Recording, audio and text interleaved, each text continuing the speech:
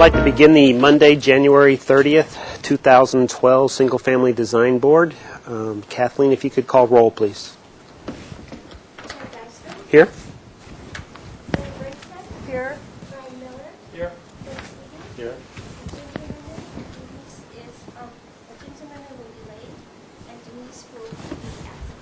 Did Jim say when he was coming in? Okay, so hopefully as soon as possible. Okay, thank you. At this point, I'd like to open up public comment. Any member of the public may address the Single Family Design Board for up to 2 minutes on any subject within their jurisdiction that is not scheduled for public discussion before the board today. I don't see anybody jumping up, nor did I get any slips, so I'll close public comment and bring it to the board for the approval of the minutes for January 17th, 2012. Do I have a motion for approval of the minutes? Fred first, seconded by Brian. And let me read the items on that agenda and see if anybody has any comments or modifications to the minutes. First item is 104 West Jurgensen Lane. Anybody? This project did receive final approval at that meeting. Anybody have any comments? The second item was 1208 San Miguel Avenue. And this project received project design approval at the last meeting.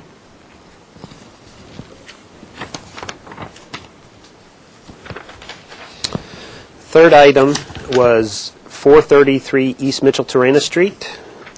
This project was continued to the staff hearing officer. Any comments on that item? Fourth item was 1482 Lou Dillon. And again, this project, I think, is on our agenda today. So it was continued 2 weeks. Any comments? Mr. Chair, I had a yes, Fred. question. Mm-hmm. I thought the applicant, or maybe it's when we come back to see the sections, they're going to reconsider the piece that wants to go into within the setback line. Is your Which Sorry. thing are you talking about? item number 4? Number 4, Lou Dillon. I believe the way I read it, I don't know if it needs to be in here or not, but basically they were going to come back with sections so we could really make a decision on whether we supported or didn't support the area that was going to go in the setback line. Past the proposed development line. Development line. Yeah, I think that's how I understood it as well.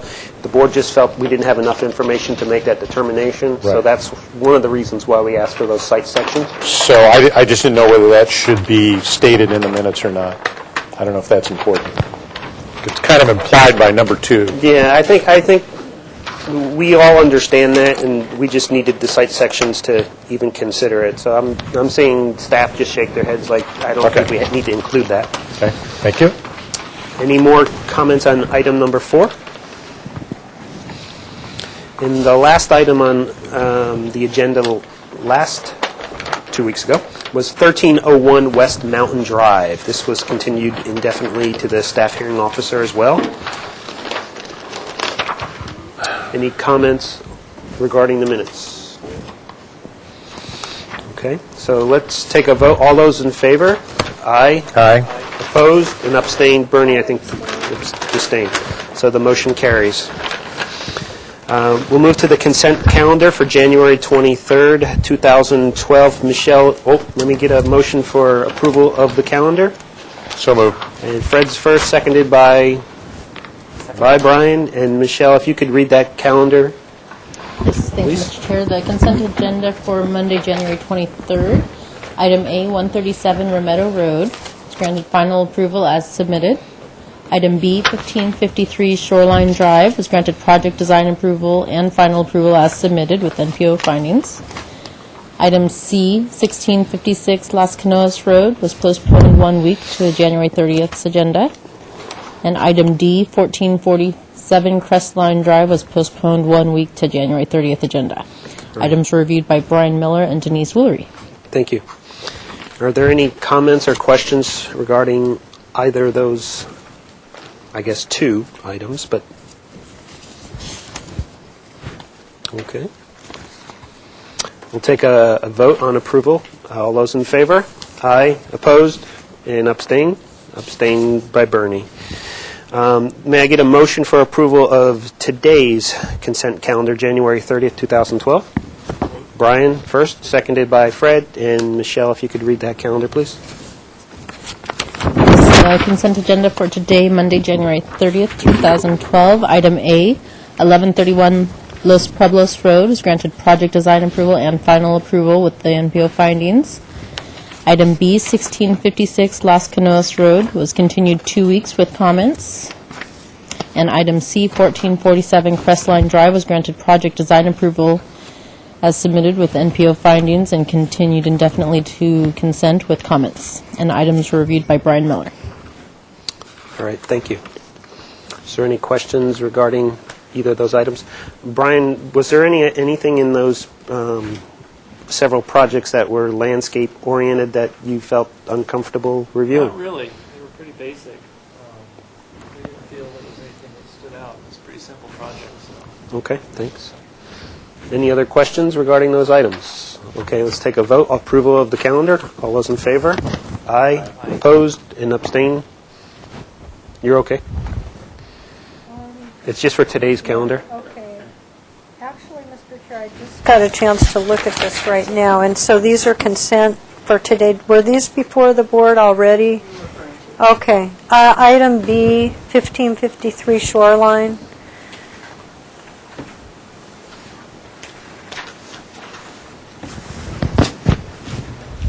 That was a week ago. That was last week's consent. It just struck me 7 foot high. I mean, I guess we've looked at that, or 7 foot high wrought iron fence along the front yard. But I haven't seen the plan. That was They're a at consent item. It's a consent item. Yeah. And Brian, you looked at that, right? If it was last week, Denise would have looked at it as well. Okay. All right then. Thank you. So are you voting to I don't know. I can't vote for that because I don't know what it is. Well, you abstained from that And- calendar, I believe, already. This is the vote for the today's calendar. Oh, okay. Okay, so that's a yes? Yes. Okay, so the motion carries unanimously. Okay, we'll move to announcements. And I don't know if staff has any announcements or updates on our agenda or anything. Okay, so we'll close that. And subcommittee reports is the next item, which we do not have any subcommittee reports at this time. So we can move to our regular calendar. Item number 1 is 1121 Walnut Avenue. So we'll get the applicant and the plans up here in just a minute or so. Thank you. And Brian, I'm going to ask you to act as a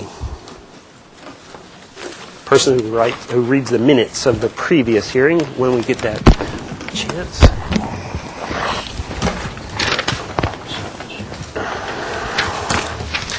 So this is 1121, third concept review, comments only. The project was last reviewed January 3rd, 2012. And during that meeting, there was some minutes obviously created, and I'm asking Brian to read those minutes before we start. Okay, Mr. Chair.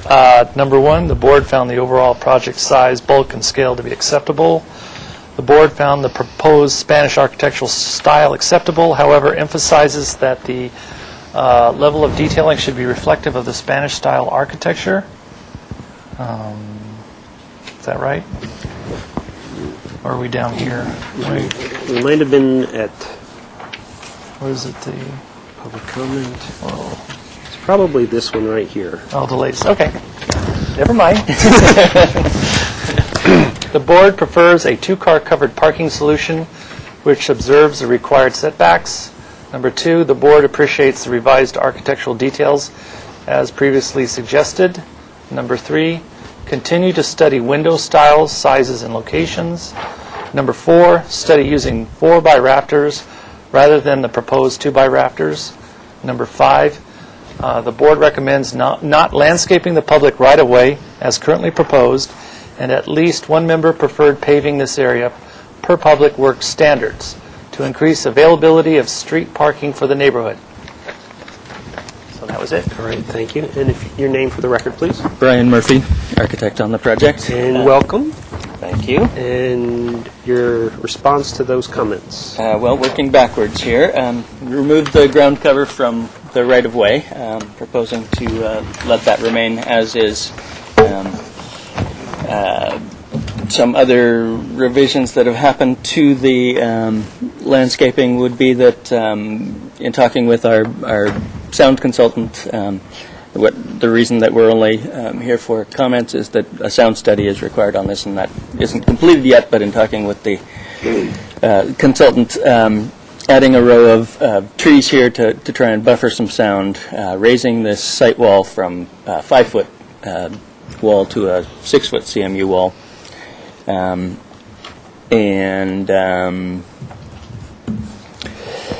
then obviously changing the driveway and such and going to the garage. But then to move to that, taking the board's direction, and rather than trying to preserve the existing one-car garage and the separate uncovered parking space, we are proposing now to provide a 2-car garage, remove the existing garage, extend the driveway back, and have the new 2-car garage back behind the building there.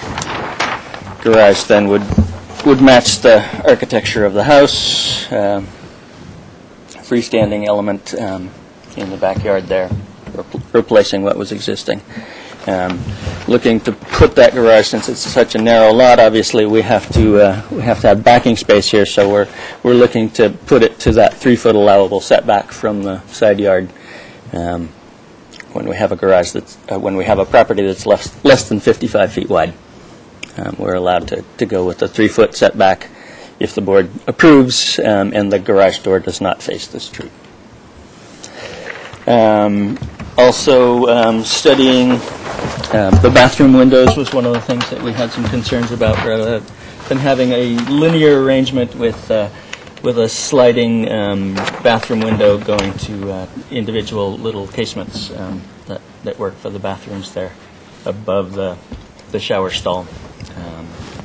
More in keeping with the architecture of the building. Sorry, hit it with my finger as I was gesticulating wildly.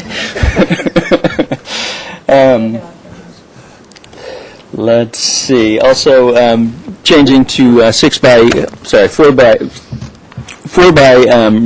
outlookers on the porch eave there, and 4 by outlooker or bar drafters rather on the ends of that.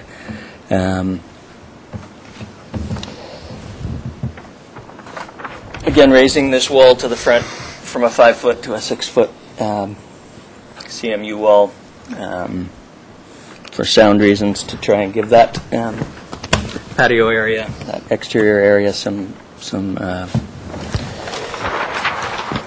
sound mitigation from the freeway and railroad tracks that are directly adjacent across the street there.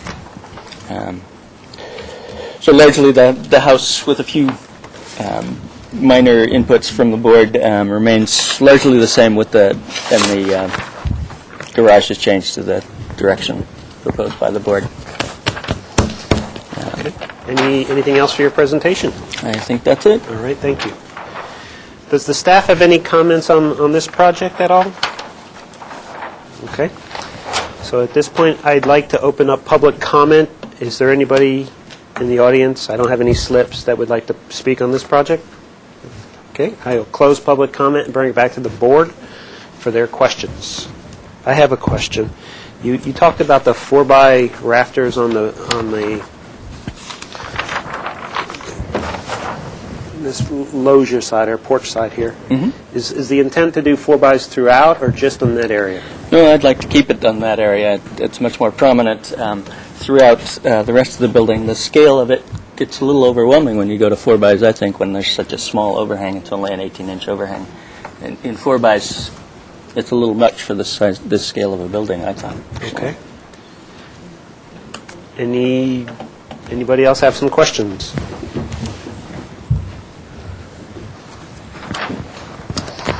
I'm assuming that the staff has reviewed the garage position as far as its traffic ability. This was continued 4 weeks to this meeting, so this is the first. I have not had a chance to review the plans yet. Okay. Just one maybe clarification, is it correct that the garage can be 3 feet off the property line? Okay. Mr. Chair? Yes, Bernie. Thank you. Could you just walk us through, so where do the cars come in, where's the driveway, where do they turn around, et cetera, please? Driveway comes in here off of Walnut Street, comes back. The old garage used to be here at the end of that driveway. We're extending it now so that the cars pull this way and into the garage in that direction. So there's a car parked here and a car parked there. Individual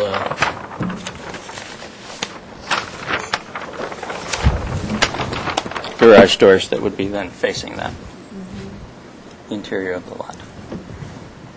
Okay, thank you.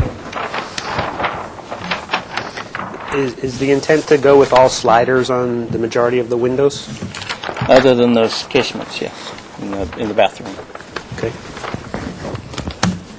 Additional questions from board members or comments? If there's no questions.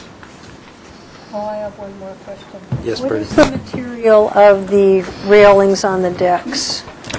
It's wood, painted wood.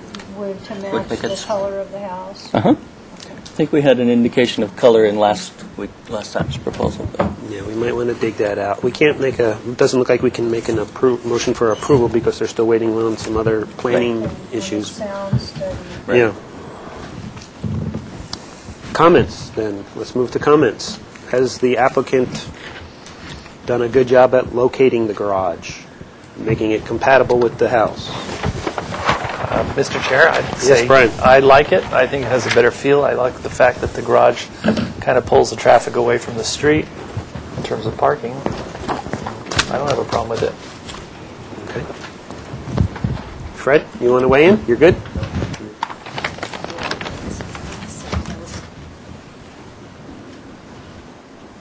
Okay, so I don't know. So, Mr. Chair, so since we're talking about a new two-car garage, do we need to look at what that looks like, what it's made out of?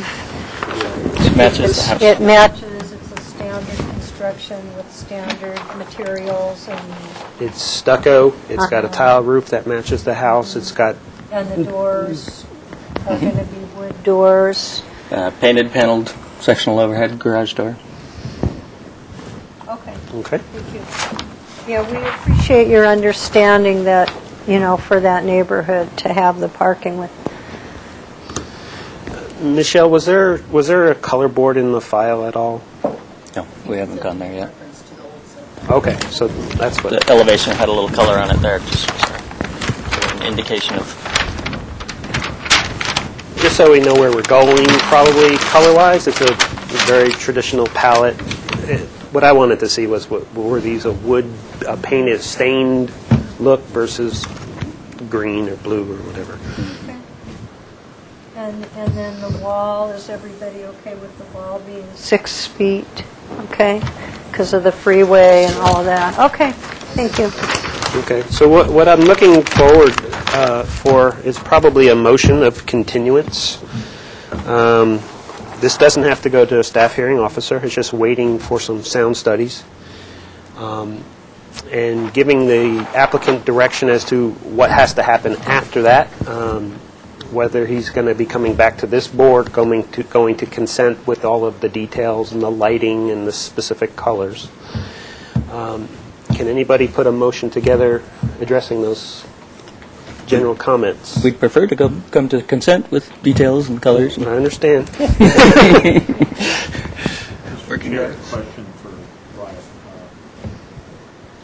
I'm assuming, based on your comments,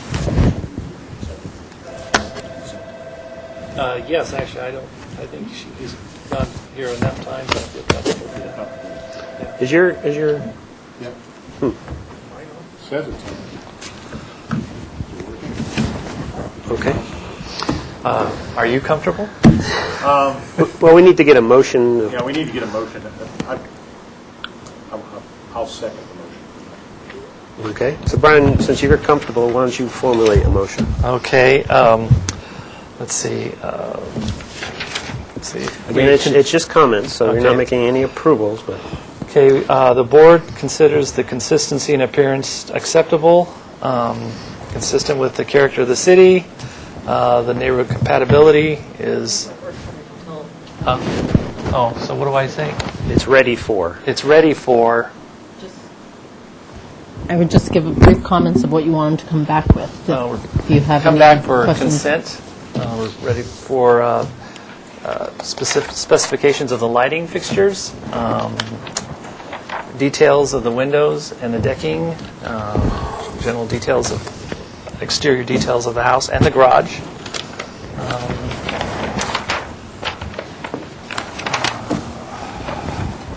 The board considers the 6-foot wall in the front to be a good idea, considering the location of the house next to the railroad tracks and the freeway. The board finds the location of the detached garage to be acceptable, where you have it located.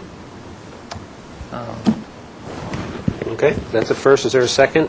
Fred, you said you were going to second. Okay, and under comments for that motion, do you have any additional comments, Fred? No, I guess I'm still disappointed that we're not able to attack the improved part of the street.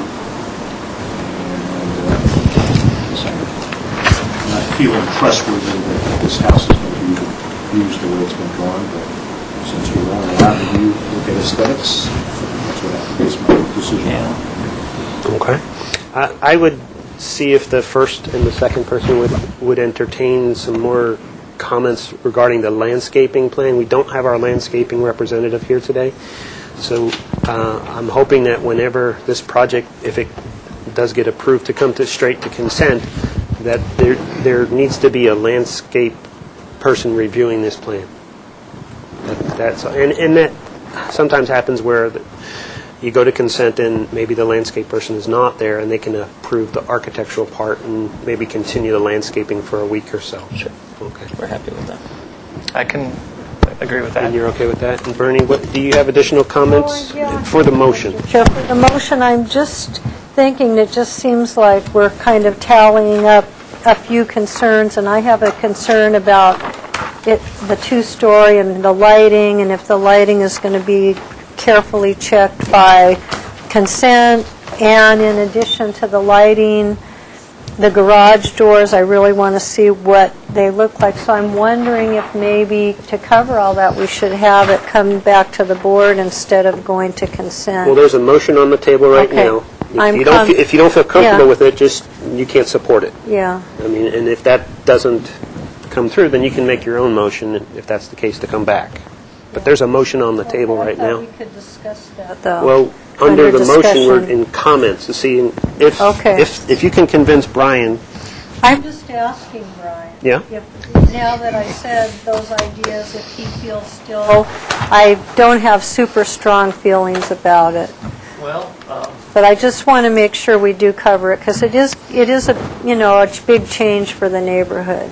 And then there's the windows. We definitely need to see what the windows are going to look like with the two different materials proposed. well, judging from the quality of the neighborhood as it is now, I actually think this is an improvement. I feel comfortable in his comment about painted paneling, sectional garage doors. I think you'll be sensitive to something that's in character with the style of the house. So I'm comfortable with that. I'll make sure to like that. Are you thinking of actually putting windows in the garage doors or? No? Okay, that's fine. The fact that he's got the windows inset, so he's like making the walls look like they're thick, I think that's a good addition. So I'm comfortable with that. The only thing I really don't like, but it's not really the flaw of the design of this house, but it's like a code requirement, is the 6-inch drip screed that you have on the base here. We've gone around and around through the city trying to figure out how you can have it go all the way down without that ugly little spacing, but I guess there's no way of getting around that based on code. And what was your other question? Well, The now lighting. just- Oh, and the lighting. The lighting and all. So we generally, when we approve something, we like to see a sample of the roof what it's going to look like, and there's certain types of tile roofs that we generally don't approve, so we would want to see that. We want to make sure it's a two-piece mission tile roof, Absolutely. And that's what's specified. and, yeah, So Bernie, to kind of give you a little bit of comfort, these are the type of things that typically go to consent almost every project gets reviewed to that level on consent. So the person doing review does look out for those specific things that you did mention. Okay. All right? yeah. Okay. Okay, so there's a first, a second. Everybody understand the motion? Okay, let's take a vote. All those in favor? Aye. Opposed? Motion carries unanimously, and we will see you at some point. Thank you so much. All right, Brian. Thank you. Appreciate it. We're a couple minutes early, but we'll get the applicant up here and the drawings up here. We'll get the minutes from the prior meeting, and we'll start.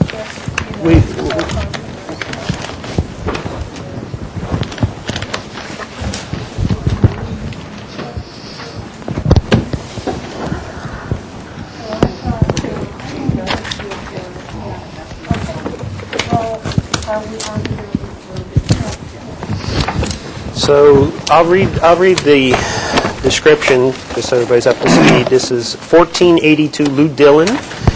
Proposal, and this is a second concept review.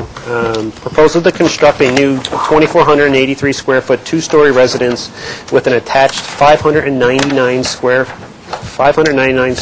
garage on a 2.26 acre lot located in the Hillside Design District.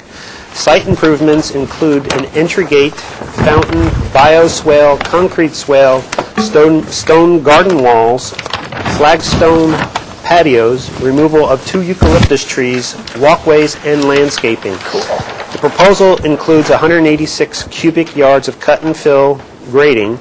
The proposal is 54% of the maximum allowed floor-to-lot area ratio guideline. The project requires compliance with the Planning Commission Resolution 056-03. We're still under comments only.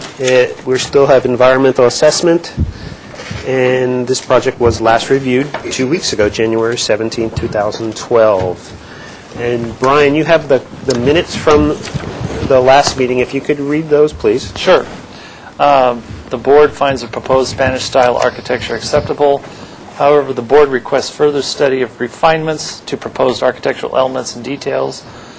Number 2, provide site sections to the subject proposed residence, the subject site, and the adjacent downhill properties, scenic drive. Include all site fences and retaining walls and details. That's it. All right, thank you. You're welcome. Your name for the record, sir. John Eisenbeiss, the architect for Terry and Angela Becerra, the owners of the property of 1482 Lou Dillon Lane. Thank you. And your presentation, sir. I have the site sections that were requested. I have an aerial topo of the scenic drive neighborhood and an overlay of our project here above it, all to scale. And then keyed in would be your site sections and references of the addresses that they cut through here. Now, Sam Mathis has a conflict with MBAR, and he said he was going to try to make it, so if you want to revisit this one, if he makes it, then that's fine with me. With what? Montecito board. He's a Montecito board. He sits on this side of the table there. Yeah. I would say just that you can see There he is. from... We're just talking about you. Westland. All right. Sorry I'm late. No, you're still early. I am good. Yeah, right on time. I was just making excuses for you. Pass these around. So Sam, do you want to just do this and you have to leave, or do you? I can stay for a minute. I've, a good half an hour. Okay. I didn't know if we You should guys do just sections need- first, or landscaping first, or however you guys want to, break up your time. Use Sam's time while we can. He Yes. probably has to get back. Have you had any presentation yet? Have you rolled with? Just a brief introduction to the site sections. They just kind of came on the table when you walked in. Okay, good. So we did, extensive work along this in terms of just analyzing the existing materials, looking at it from all the neighbors' perspectives, and the fencing is in good shape through here. It's falling down through here. Of course, that'll be repaired. The main plantings for one neighbor were in this area, which I think is at the far edge of one of the sections. I've decided that that one myoporum that's there is substantial enough that as it were to be saved and nurtured a little bit, it has a lot of good screening quality to a patio that's right here. So I think we'll keep it. And in fact, there's myoporum that West Covina has developed here, a nursery in town, that's resistant to this psyllid bug. So I want to use more of it here and here to actually tie in with that existing condition. So it resists it, and I think it'll fill in very nicely for this privacy. I also added another Prunus lioni, 15-gallon, in this area, which was a concern to her looking straight up there as we talked after the meeting. So we've had some good conversations after the last session. The trees that we were going to transplant here up into this orchard that exists, I've decided is for a better position to take with those transplanted healthy citrus trees, to use those along the driveway. We pulled the parking away because of the setback issues, if you remember last time. So now our driveway is in this area, the parking and turnaround is up here. Those trees will be utilized to transplant it right through here, which will, it's not a hedgerow as we had before. It's a little more broken, a little more open, but it still does some screening to the adjacent neighbors. I think all the sections that you've looked at relate to the planting plan in terms of the size and the scale of what we're doing on the property line. The condition here is not, it's sloughing a little bit, but that will all be, of course, now tied down with new plantings that we're proposing, so the roots and the new planting landscape will anchor that condition. This will be well screened. I think the one section shows our little area that we're trying to kind of create some sense of arrival. The screening there should allow, the height of the fence actually is right about the top of the wall, so they won't see any of that graded condition. I think there's plenty of setback off of that edge for landscaping and palm trees as well. So there'll be a nice foil to the front of the house, even though we're pushing the land out to allow that space. I think everything else is consistent to what we showed before, planting-wise. Were there any questions about the sections that we looked at? We probably need to go back and revisit them. I mean, they literally just went on the table, and I haven't even had a chance to see them. So if we could go back to the sections, unless you have some other landscaping. No, I think those are the summary issues. I think we're going to take out one more cypress tree over here, just based on some high fire discussions that we've had since the last meeting, making sure that Ann Mark's review will be consistent with fuel management. Okay, so let's just get this on the table. And I just want to, on camera, just go through the S3 is this section right there. Correct. Okay. And that includes, here's the development line there. Yes. So it's this area here that's The small the fill. question part. The proposed fill. Okay, and S2 is here. S2 is here, so you're not proposing to do any fill in that area. No. S1 is further down, which is here, Correct. and this is actually looking beyond. And again, No fill in that area. change in that area there. And we're using the slope to plant up above instead of right at the property line as we showed before, to create some better sight line screening for the neighbors and for our viewing down at their roofs. And Okay. Do you have more architectural items to show us regarding the upgrades to the Spanish style? Absolutely. Okay. you couldn't wait. I'd be more than happy to. Okay, if you could Can go you through bring those that. drawings forward? Sure. These drawings are of tracing overlays, and I did bring the originals. If you'd rather look at the originals, it's kind of handy. You can lift up the tracing and look at what was presented previously versus what we're proposing today. What I've done is taken the massing of the colonnade and reduced the number of arches in it to make a stronger colonnade with a stronger base at each end and stronger massing when you see the elevations. We've eliminated the overhang in this area and brought the columns out directly from the garage.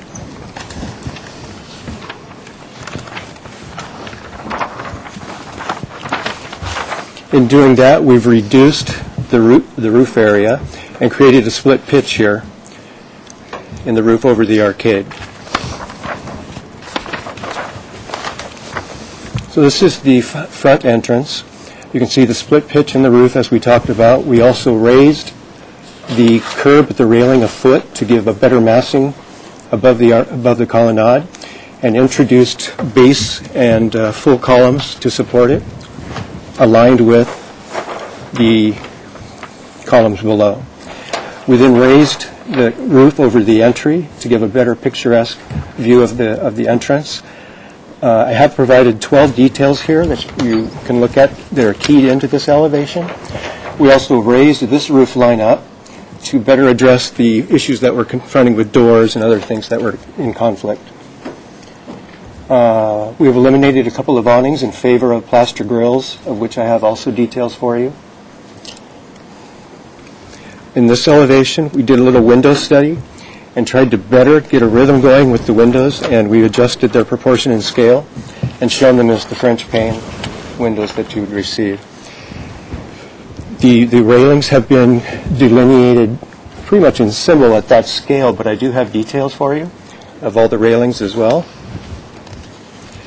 At the entry, we're introducing a stone base to accent the stone base of the columns here.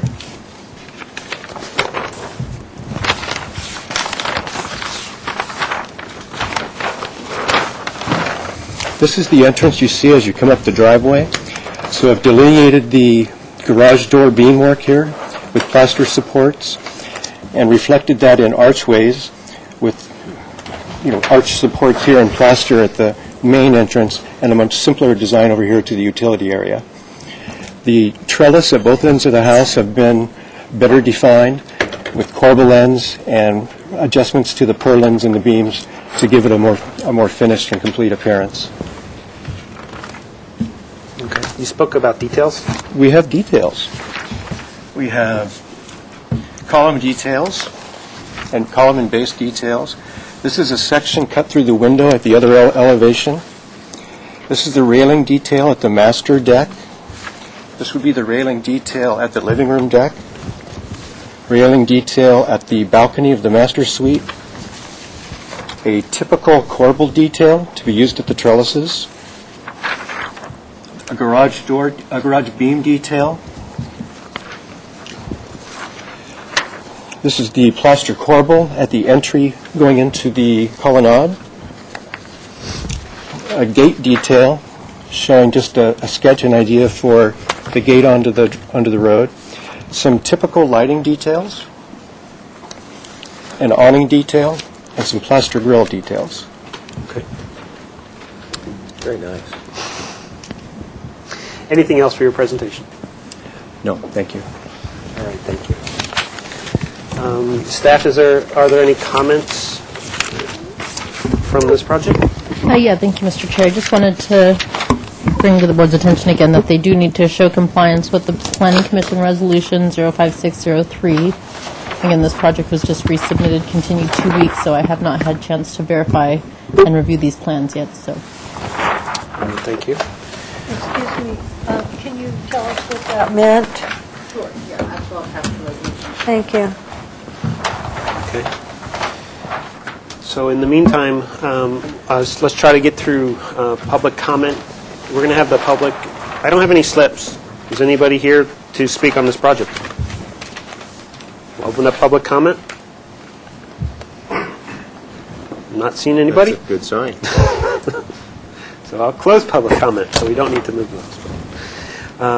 And bring it back to the board for their questions at this point.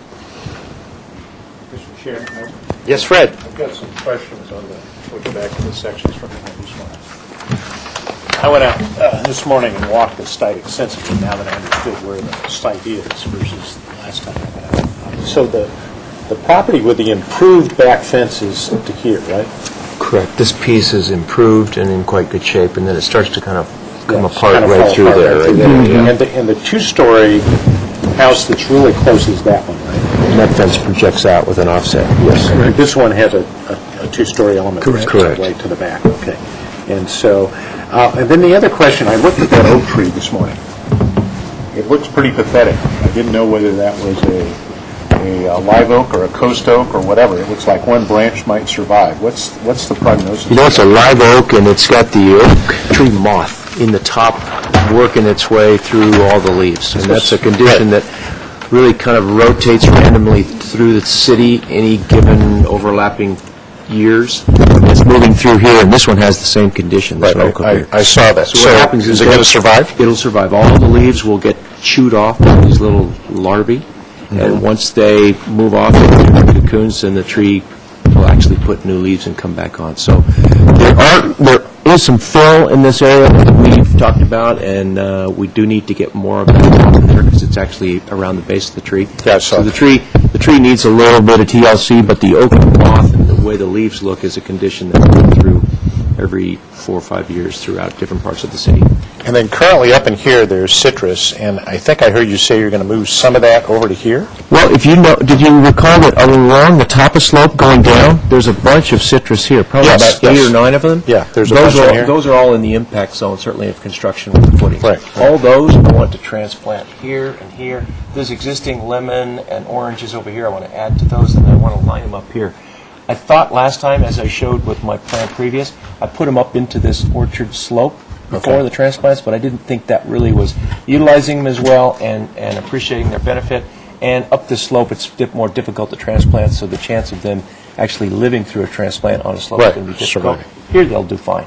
Okay.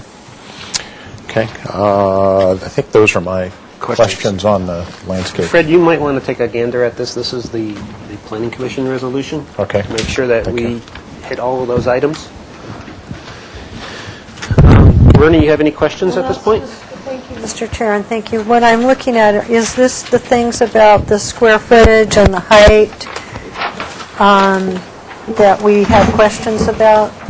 Well, I have Fred take a gander at it quickly. I know we talked about the square... Compatibility with the neighborhood, Sure. professional privacy, because it sounds like, did you meet with, are we on questions, or, We're in questions right now. okay, did you meet with the neighbors? We did. They were here last meeting a few weeks ago, and they spoke about certain issues publicly, and we met them outside afterwards, and we shared photographs, and we shared sight lines, and after that discussion, I went and checked each one of those things that they brought up, and actually made amendments to my landscape plan to reflect conditions that would better their privacy or amend some of the things that they were concerned about. Thank you. And then what about maybe Fred might want to talk about that, but what about the issues that were raised about the proposed heights and privacy? Did you meet with any neighbors about We that? actually met with the neighbors before the last meeting here with the ABR and discussed all those issues with them, and I believe through the landscaping, primarily in the existing landscaping, that we've addressed all those issues.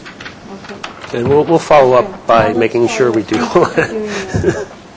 Okay. Brian, you have any questions? Yeah, is there a second floor plan? There is. We had no changes to it. Do you want me to grab it for you? Yeah, I think that'd be nice. I assume staff would have the previous set for you. So, just to follow up on Brian's question, significantly, has there been any change to the footprint, square footages, heights since the last time? Not the height. Second floor, none. First floor, there was a reduction of 12 square feet, which is less than 0.1% of the overall footprint. And I know you adjusted arcades and things like that. Correct. The arcades were a little bit of an addition, but the roof on the second floor was reduced and balanced that out for actually a minus. Okay. Anybody else have additional questions? So let's move to comments. And Fred, if you could, make sure that we talk about all of the items that are on there. Okay. I know there's a height issue, there's a square foot issue, there's... There's a square foot issue, and I believe that we're within that requirement, We are under 2,500? 2,500 square feet. There's something about storage of vehicles other than the 2 cars that belong in the garage, and I don't see that there's anywhere to actually accomplish that, so I assume that's going to be met. Fencing or other obstructions for wildlife. There's fences at the main property lines that are already there. I'm assuming those remain. So under your development, you're not proposing any fencing, so I assume that meets that requirement. There's a gate, though. It's just decorative. There's no Yeah, fencing down at the on front, it. yeah. But basically, I think what the Planning Commission requirement says, no fencing or other obstruction which impedes the movement of wildlife shall be erected at the bottom of the canyon. So I'm pretty clear that they're not doing that. Soil disturbance, I'm assuming at some point we'll get a report on that issue. There's a geotech requirement, I think. Yeah, I in think there's a there. geotech requirement. Habitable structures within the fault setback zone, assuming that's out of that. And then the adhere to the fire department landscape. So I think, in general, it looks like they've kind of adhered to what's Okay. on this list. So Bernie, did you understand the majority of those comments? Yeah, I'm just remembering that we received some letters on this, right, in our email, and maybe you, right? Or, Not within the last 2 weeks, no? Not since the last review. okay.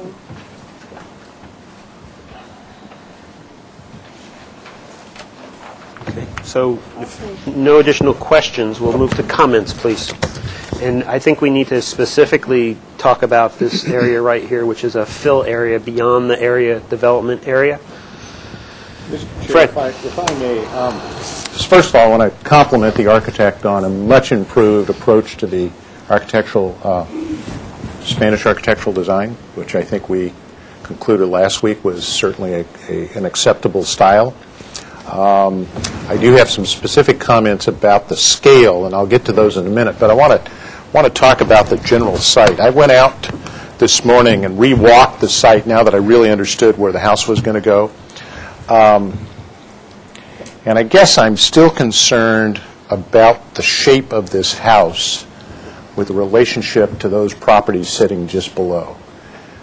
If you walk out at the current grade, and I realize that grade's going to get adjusted a slight bit, and particularly where the current proposal bumps it out, and even in looking at the sections, I'm concerned that we're going to allow a house to be built that's going to have a big visual impact on those neighbors below. And don't misunderstand me. I think the architecture, the plan is fine, the house is fine. If it were in another property, my sense is this parcel, the shape of this parcel, the relationship to the neighbors below really requires a really, really unique piece of architecture. It could be Spanish architecture, easily, and certainly pick up on some of the details that the architect has supplied with us today. But I guess I'm not seeing that this particular house shape, given the fact that it's 2 stories, is going to alleviate the privacy issues between this property and the 4 to 5 properties below it. I guess I'm not comfortable yet. Even as I analyze the sections and walking the site, there are probably 4 or 5 places that if you just stay back up, if we can look at the landscape plan, if you just stay right here, and that's where I walked this morning, you're literally looking into people's windows into the back of these houses, in between, and I know there's foliage in here, so forth and so on. But I guess I'm concerned, we look at every project, try to look at every project to its uniqueness, and I guess I'm just not quite sold yet that this shape is going to work. And I know that they've attempted to make it a long, narrow house, but I guess I'm not quite there yet. Okay. And then, so that's my big comment on the overall. Let me go to the architecture in Pacific, and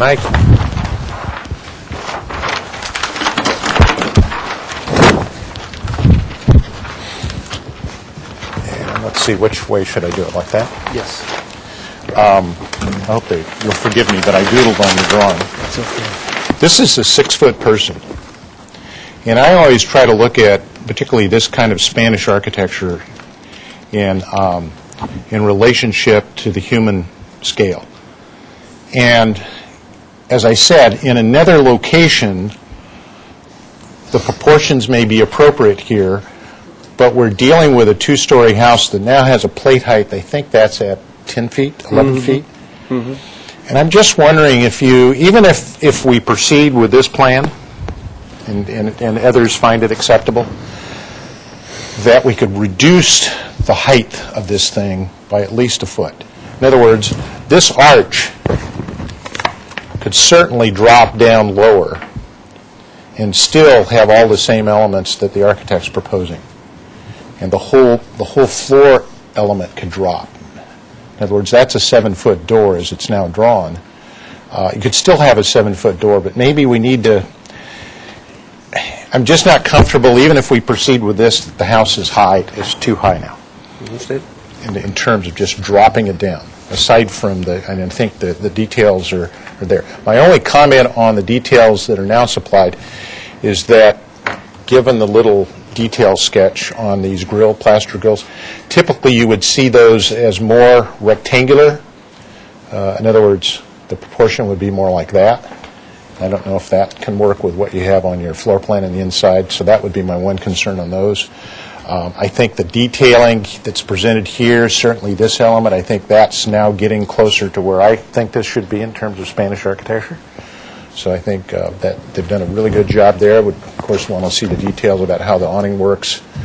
But it's getting there. It's getting there. I guess just overall, I'm still concerned about the privacy issue to the other properties. Okay, other than the height of the residence, how do you feel in plan regarding the area that's getting filled in past the envelope? At this point, given what I've seen and know, I'm going to have a hard time supporting it. I know what they're trying to do, and again, if it were another site and another property, it would be wonderful.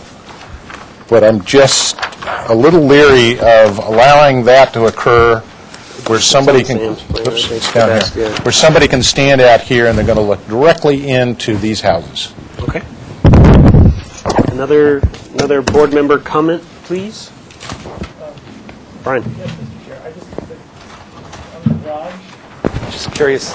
Is your mic on? I think so. Yes. Okay. Is there a reason why you have it so thick here? Is it possible to bring that wall forward so it just gives it a much more simpler feel to it coming in?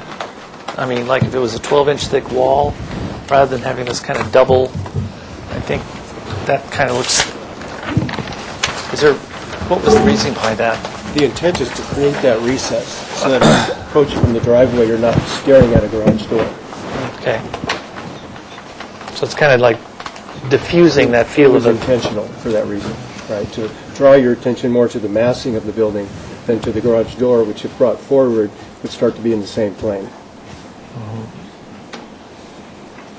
So, Brian, if you could kind of speak on large items regarding sections, the development envelopes, appropriateness of the design in the location that it is. Well, I would say the design is good. I think you did a huge improvement. I do feel that probably the plate height of the first floor is high, considering the site and the view that you can look down into the houses below.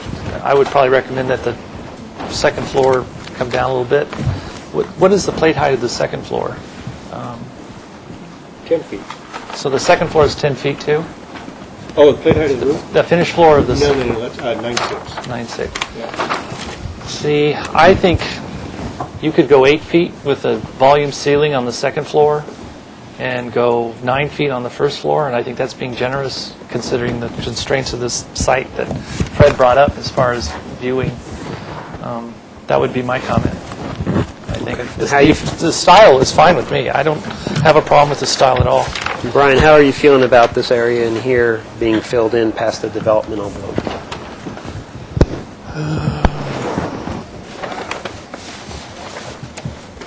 I don't know. It's really a constrained lot. I think if neighbors were showing up and feeling some concern, I'd have one feeling, but I kind of feel that I know what their approach is. If it's landscaped appropriately,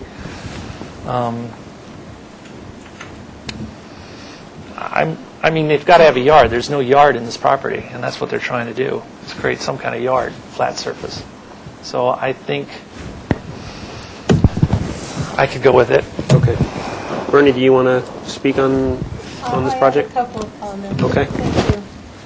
Okay, well, first of all, I appreciate that you met with the neighbors. What would really help me is if the neighbors would come back to these meetings after the meetings with the developer so that I could ask them questions, because I just have to take your word for it that everybody's satisfied, and I don't know if that's the case or not. So that, to me, something...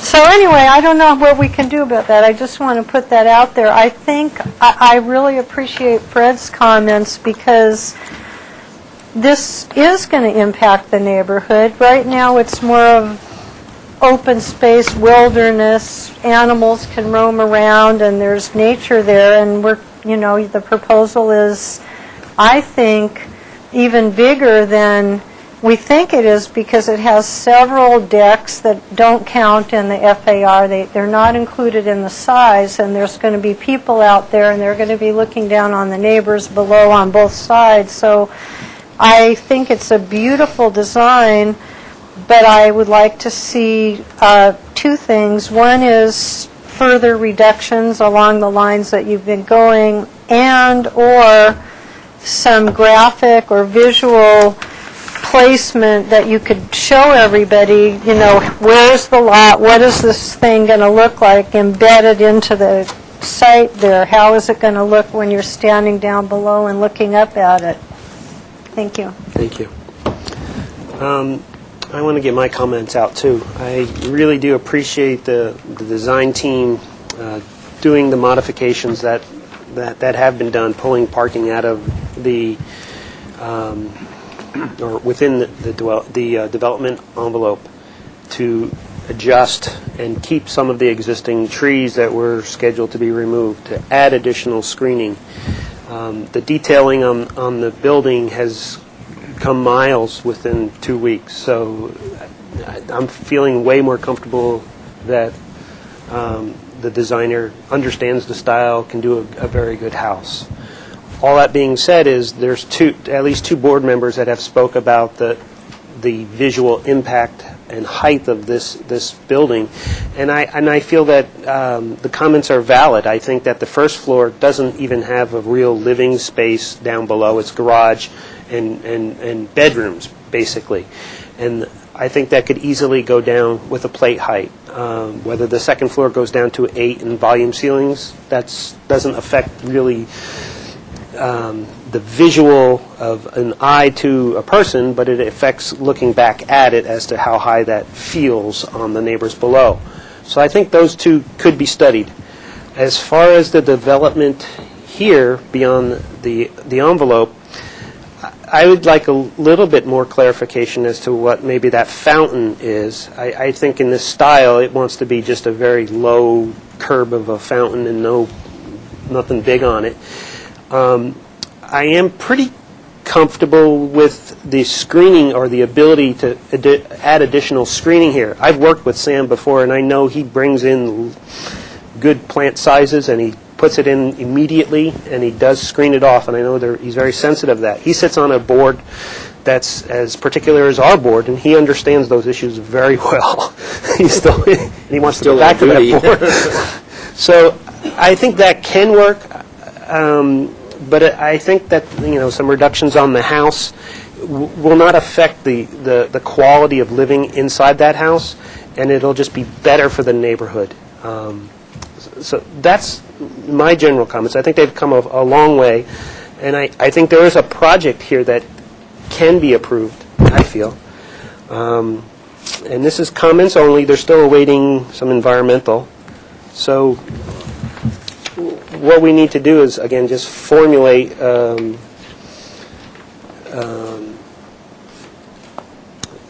motion with those comments, or with comments, having the applicant come back. I don't know when when you can come in for approval. I don't know how long is it going to take to get this environmental. Staff needs about 4 weeks to complete their review, Okay. and that'd be fine with me. I can come back and have a lot of these details formalized and make the other adjustments that you're suggesting. We would probably do an indefinite at that point if it's I 4 was weeks out. suggesting a 4-week continuance to the full board, and then if he submitted 3 weeks, so we have a week to review those plans prior to the meeting in 4 weeks. Okay, Does that that works. timing-wise sound good? That works. Okay, so what we're talking about is a 4-week continuance, and I would recommend we have to come back to the full board. And at that point, there may be 2 other board members sitting here that have different viewpoints. That's always the case. And there might be less board members that are here. Some people here might not be next time you come. But we'll read the comments from the motion and have you come back. The fact of the matter is that, bringing kind of Bernie's comments back up, as the neighbors are well aware of this project. They've been noticed. If they spoke last time, they definitely have been noticed, and nobody is here.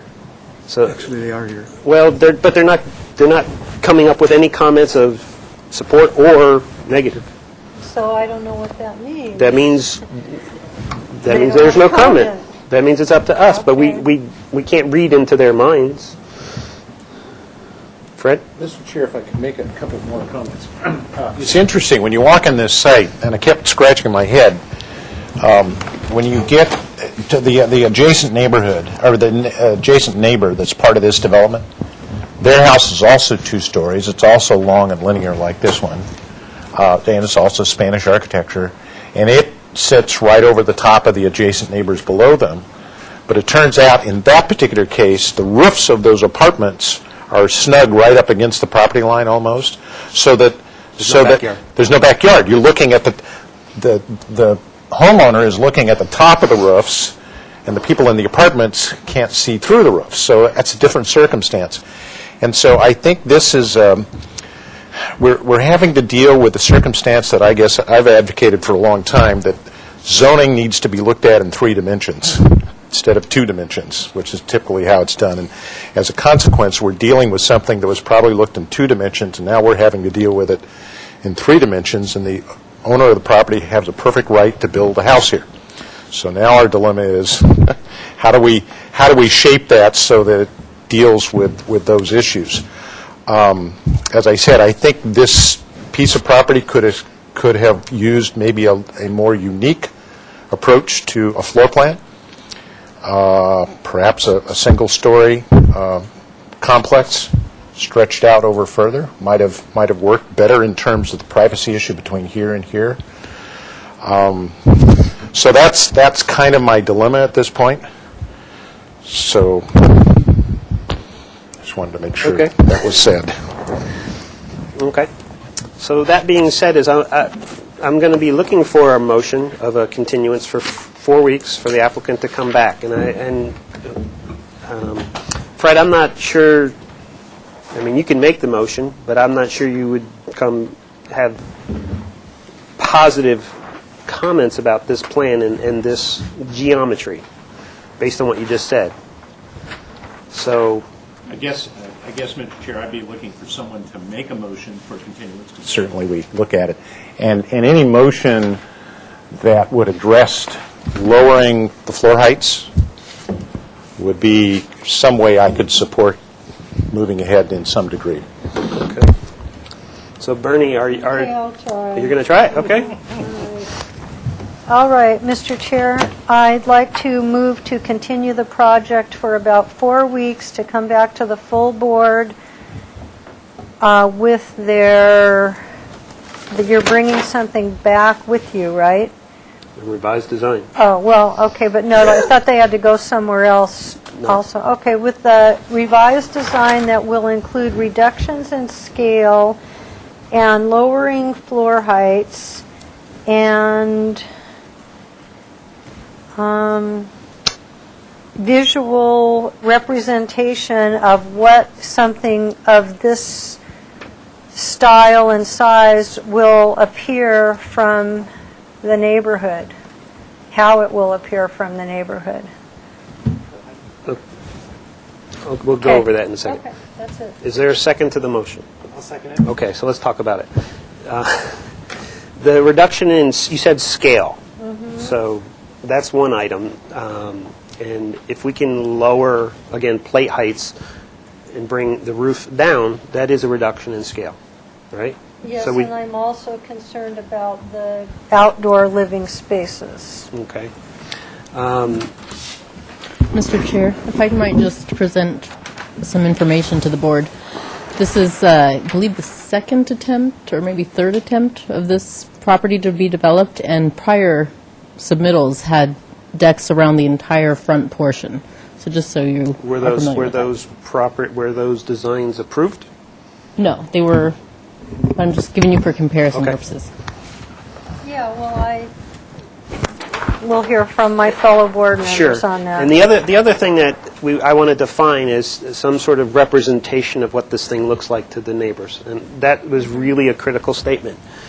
One, there could be story poles. Two, there could be three-dimensional modeling incorporated in here. We haven't really seen that. Okay? So that was your motion. You seconded it. Does that make sense? Yeah, I'd say, for me, the primary is to lower the plate heights. I mean, I think that's a critical component. I think what Fred said here, the scale is very large, and it can be brought down, and I think it'll still keep the quality of the home intact. But that would be my main concern. Okay. So Fred, you're not taking a vote on this yet, but how do you feel about the representation of this design? I think that, certainly we could request story poles. That would give at least the neighbors below some semblance of visually how high this thing is going to look. But let me go back to that photograph.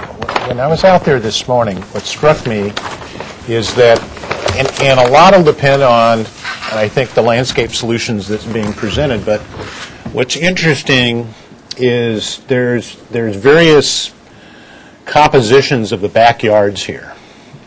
And this one with the recently improved fence, the backyard has less vegetation. So you can stand right here and look into those windows. You stand up under this tree and look into the windows of this house. This house, the vegetation is more mature, there's more overgrowth, so forth. It's a little harder to see into that one. You can certainly see into this yard here, and you can certainly see into that yard here. So, I don't know how we, without getting hugely elaborate, which is probably not necessary, how we can demonstrate not only to ourselves but to the neighbors that we've tried to figure out, does this house work? And maybe it's the ability to just understand what's happening right there, right here, and a little bit right here, what those neighbors are seeing. Because certainly from this street, you can't see this. So you can see some of it, but up between the houses. So the impact is on those four neighbors. Okay. Well, what ideas would you propose, being an architect, if you were sitting on that side, of how would you demonstrate to the board that this design has less impact than what we maybe are talking about or we're concerned about? I think if we were able to create a photograph from the yards, and that requires them getting permission to go in each backyard, some kind of photograph from the yards where the landscape is most open, and then simulating the volume of the house, that might be a better way to do it than requiring the applicant to do story poles. Yeah, I'm going to try to work around story poles unless we can't figure a way. Yeah, I Because think that's a huge in expense. this particular case, I don't know that story poles will do what we need to do. Mr. Chair, I also have a comment. I think also there's two phases to this construction. The beginning phase where all the plants are immature, but as the plants mature, I have a feeling that you won't even see this house. People in the lower level probably are going to see a forest of growth as opposed to a house. So, that very well may be the case. I guess that's what we're trying to... Convince ourselves. And one of the one of the things that we're kind of we're short our landscape person today on the board. So I'm sure that person would have some additional comments. Maybe we could require the project to have larger size containers to start out with versus the small plant material. I know Sam likes to do that anyway. If we can. I mean, budget is a That's big always thing the always, point. but we tried to look at sight lines that were the impacts to those neighbors, especially like outdoor patios. That's where we would try to size the material more in the beginning, in other words, as large as possible. Certain sight lines you can see here with the top view, you start to lose the roof through existing material, through proposed hedges already. So that's what this exhibit shows you, is that looking up with the existing material on the top and certainly the screening, you really, as you say, it's going to create such a wall of green from most of those backyards that you're not going to see but little peekaboos of maybe some roof, but not the entire impact. So I guess what I'm saying is here's the lower yards, here's the higher yards, here's the current landscaping. I'm sketching. Nice backwards and upside down, yeah. Here is the... Pretty good. Here is the house, etc. So if we had a little sketch to somehow implement on the photograph, that when the planting is fully complete, that's going to be covered. That would be a very easy thing to do. We can provide that for you. Yeah, if we could just, in 3 or 4 of those places, get that kind of feel, I think then we could all I'll be pretty happy that this is going to work. Okay, so what I heard, again, there's a motion on the table, and we're trying to define what that means, is if the applicant could provide additional graphic support that would provide the board a more satisfactory assurance that the screening would be minimizing the impact of the structure. So, Bernie, that was your motion. Yeah, that's exactly what I Okay. was trying to point out there, because I need to be convinced that the building is going to fit okay, and I'm not sure that the landscaping will completely mitigate those concerns. Okay, and there was a second. Still under comments of the motion. One of the things I would like to include in the motion is sort of the board's feeling of this development, this fill area beyond the development line. Personally, I feel as if the applicant can provide enough documentation that the screening, shields the building, then I would be comfortable with that development in the area that's shown today.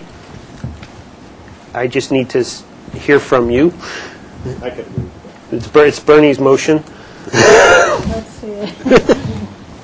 Provided, yeah, I'm open to that. I Okay. just want to make sure that when people are standing on those decks and they're looking over at their neighbor, that they're not, looking right in their backyard in their jacuzzi. Okay. Additional comments to the motion. So 4-week continuance, come back to the full board. I think the applicants know what we're looking for. Architecturally, there wasn't a significant amount of comments other than lowering it.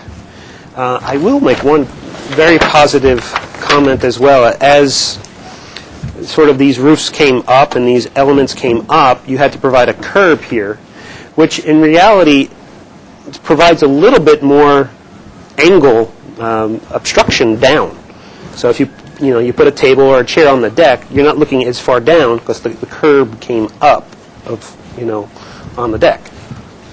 So that helps a little bit. And again, as you go down, helps a little bit less. But so are we ready to take a vote on the motion? I call for the question. Take a vote. All those in favor? Aye. Opposed? Abstained. Motion carries unanimously. Very good. Jim, you just were not here. Yeah. So we'll see you in 4 weeks. Thank you much. Welcome.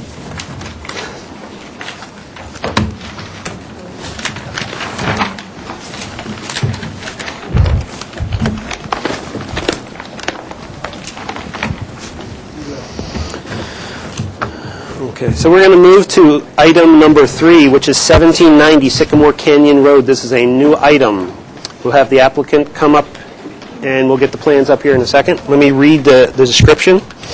This is a proposal involves fire damage repairs, remodel, the conversion of an existing attic to a new third story, a 165 square foot new addition, approximately 55 square feet on the first, second, and the new third story to the existing single-family residence. Approximately 330 square feet of the existing 565 square foot attached garage will be converted to floor area. The parking will be provided by an attached one-car garage and one new uncovered parking space. The proposal will result in an approximately 3,185 square foot, three-story single-family residence on a 34,308 square foot lot and is 66% of the guideline floor-to-lot area ratio. This project will address violations identified within enforcement case 2010-00361. And this project is ready for an action if the board sees fit. And we'll get, again, the drawings up here.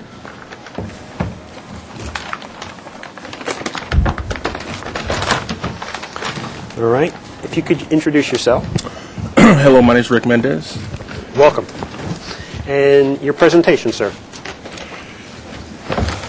This is the proposed property. This is an existing structure that was built in 1984, and this is the fire damaged portion of the house that was burnt down. And what the proposal is to rebuild the existing structure and add on additional 55 square feet per level, and convert the two-car garage into a one-car garage and have a parking space outside, uncovered.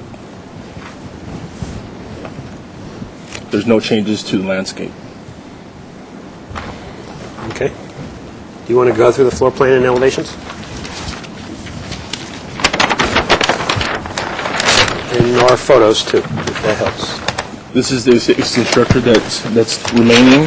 The face of the building is burnt, so we're going to replace it and put a new face on the building. Okay.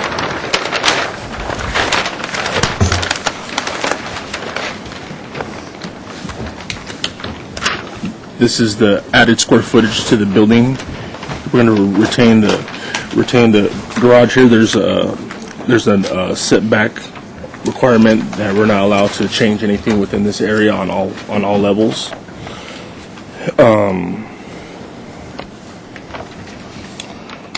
There's just going to be converted to habitable space on each floor.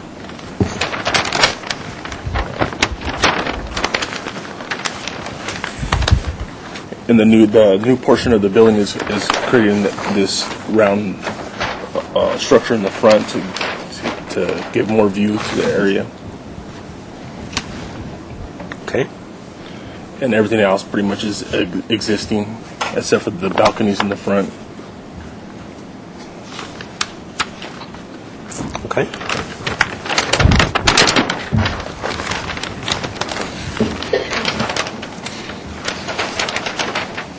Here are the sections.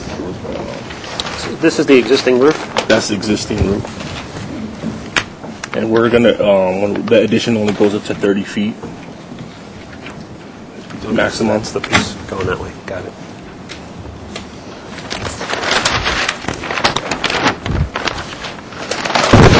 Okay. And there's the electrical plan. And details.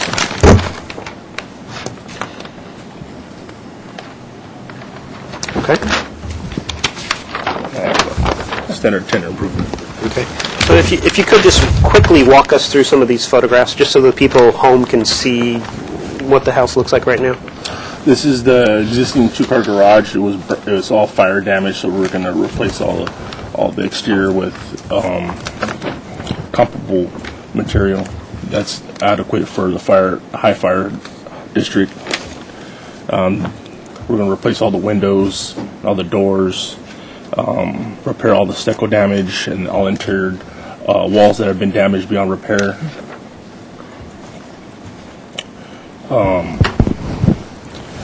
Everything in the building has been pretty much gutted down to studs, so then the structural engineer of record will be able to determine which members are safe and can be repaired or replaced. These are the existing stairs on the back end of the house that goes up to the second floor. This is more of this is the second floor fire damage. This is where the fire damage actually stopped, and that face of the building was been demoed. And these are this is the neighbor's house. This is the existing attic. Just going to remain. We're just going to repair damaged material.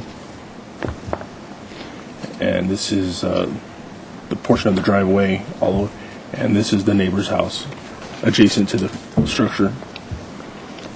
And this is the front entrance, and this is the the area of the residence. What kind of fire was this? Was This this? is residential. Okay, so it wasn't part of T Fire, Hesasita Fire, this was a residential fire. Yeah, it was a fire. Okay. House fire. And then one question, I'm just going to jump into one question right now. There's talks about an enforcement case. What is the enforcement case? I believe that enforcement was. I'm not sure exactly. I don't remember what that one was. Okay, I'll have staff answer that question then. Okay. Anything else for your presentation? No. All right, thank you. And if I could, what is the enforcement on this case? Okay, you have some other comments? Yeah, I just wanted to bring to the board's attention this property being a fire rebuild. It is non-conforming to the current height at 30, it exceeds 30 feet, which is the current zoning height. They're trying to rebuild to the proposal is to rebuild to the non-conforming height at 33 feet, but they're adding additional floor area. The ordinance specifically states typically that you can rebuild to a non-conforming height, but no additional floor area is allowed. The way zoning staff looked at this and planning staff looked at this is a main portion of the original house is not proposing to be rebuilt, so the net square footage is less than what was originally permitted. So even though they're doing a new third story and a tower-like addition at the front, we are allowing them to build to the non-conforming height of 33 feet. There are two components. As you'll see in the floor plan section, one of the requirements was that they put a 30-foot ceiling in, just per zoning requirements. It's the same sort of standard that, in this case, which also applies to this project, when the existing house is non-conforming to setbacks, which it is in this case, non-conforming to the front setback, and therefore we wouldn't allow any additional square footage in that area. There already is existing floor area on the first and second floor, so the proposed new third-story attic conversion, a portion of that has to be walled off. So it's a similar approach, or the way we've interpreted it. They can't have floor area there, and they also can't have that additional ceiling height. So I just wanted to bring that to your attention. Okay. And then, of course, the non-conforming, or the garage converting portion of the garage, and then doing because they're less than 85% of the FAR, guideline FAR, they're doing the one uncovered space that the board has to approve and make comments on. Okay. Just my clarification, this dotted line that I see here is a part of the structure that burnt? That's the existing structure that burned down. That they're not. That we're not rebuilding. The hatched area is the area that's being rebuilt. So basically the footprint of the house is half as much as what was there before? Yes. Okay. Mr. Chair, back to her comments. What do you mean the attic has to be walled off? It's actually two portions, one within the front yard setback, and Ricky, if you would show them that portion, and then also the ceiling. Just talking about this area right here. in the attic. So this is the area right here that goes through that setback? Okay. And then that can't be added into any square footage, so we're walling that off, so then that cannot be used as No floor area. the floor area, And as so- livable space. Subsequently as well, the additional, because that's existing in the front setback, they're not making any exterior changes to the first and second floor, as well as the third floor. That's all going to be remaining in that same configuration on the exterior component. Okay. I think I've got it. All right, and as we ask questions, more will be uncovered, I'm sure. At this point, I'll open up public comment. I have one slip. I'm just going to call the name. If that person could come sit at that microphone, is Roger Helke. Welcome. And we have 2 minutes Okay. for your comments. Yeah, I don't have a position for or against the house. I just mentioned that the visual impact, I think, is increased, even though the square footage is decreased because of the fact that the third story is larger than it previously was, which is, I mean, not an objection, just a comment. And but we would like to request story poles and the increased roof area so we can assess the visual impact from our house of what that might be. And the other is just a request that during subsequent designs that we're concerned about any architectural features that might be added higher than the 33 feet, just because that's visible from our house. Okay. So those are the 2 comments I have. Thank you. Mr. Chair, if I'll respond, the enforcement case was just regarding a building code due to the existing configuration of the house and its fire status. So they need to comply with code and rebuild. And just again to clarify for the adjacent or the neighbor that just spoke, no architectural changes are allowed to occur above 30 feet. Okay. Thank you. Again, public comment, anybody else? If not, I'll close public comment, bring it back to the board for their questions. I have one question. Yes, Jim. The dash line is a portion of the house that burned that you're not replacing? Correct. Then he's not providing any new square footage then, right? He has less square footage than... He's providing new square footage in the area where they're converting the existing attic to third story, and then the area that's hatched, that little, what you point to, yeah, that area, that's new square footage. But the dotted portion is not being rebuilt. So the total square footage is less than what it was The total before? square footage proposed today is less than the original permitted structure. Okay, additional questions? I'm just going to, just to clarify, the geometry that we see on the elevations, other than this projection here, which is this part right here, that's existing. Correct. Everything's existing besides just this portion of it. Okay. How did that other structure? It was a one story that just came out. Oh, I think I remember that a long time ago. It was like a one story, like flat roof. Okay. Mr. Chair, if I might just add one more point, in the dormers there, I believe that's part of the as-built construction. That's there now, but it was not previously permitted per the archive plans.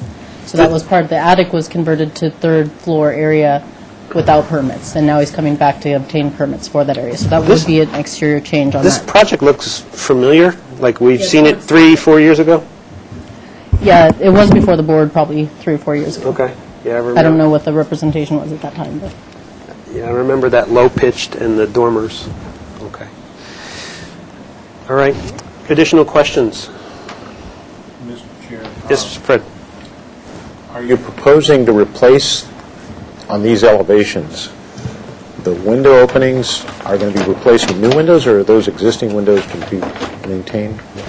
So, for instance, on the south elevation, There's no windows at all in the structure right now.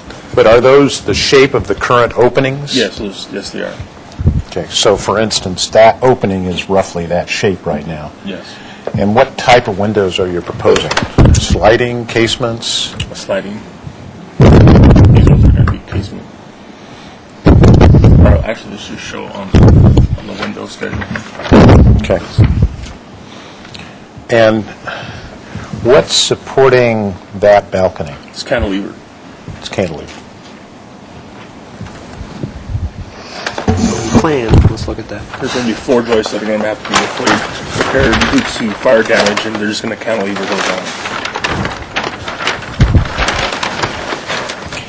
And so then on the, okay, so that's that balcony. And then the new piece is basically this piece Correct. here and down here. Okay. Okay. Additional questions for the applicant?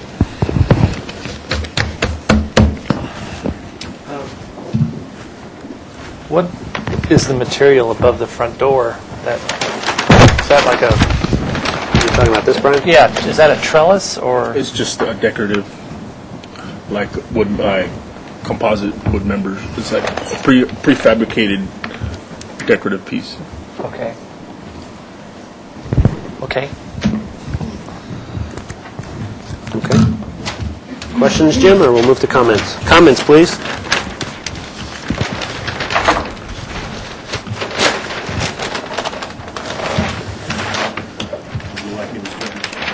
Sure. I guess I'm having a problem with the architectural style. Of the addition? Well, of the building itself. And I'm not opposed to the approach to the style. It's just that I'm feeling, based on the drawings I'm seeing, it's not, the house isn't sure what it wants to be. And I guess one of the things that's bothering me is that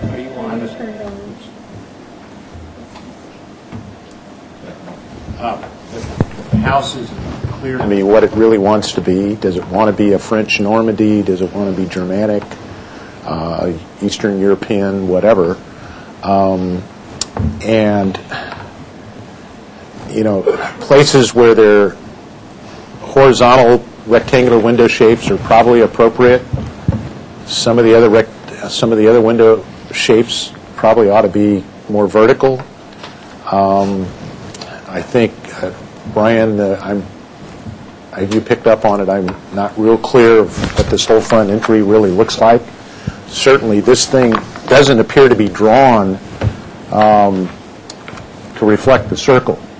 It's drawn flat, and so it's hard to read it as how it would really actually look if it were if orthographic projection really worked.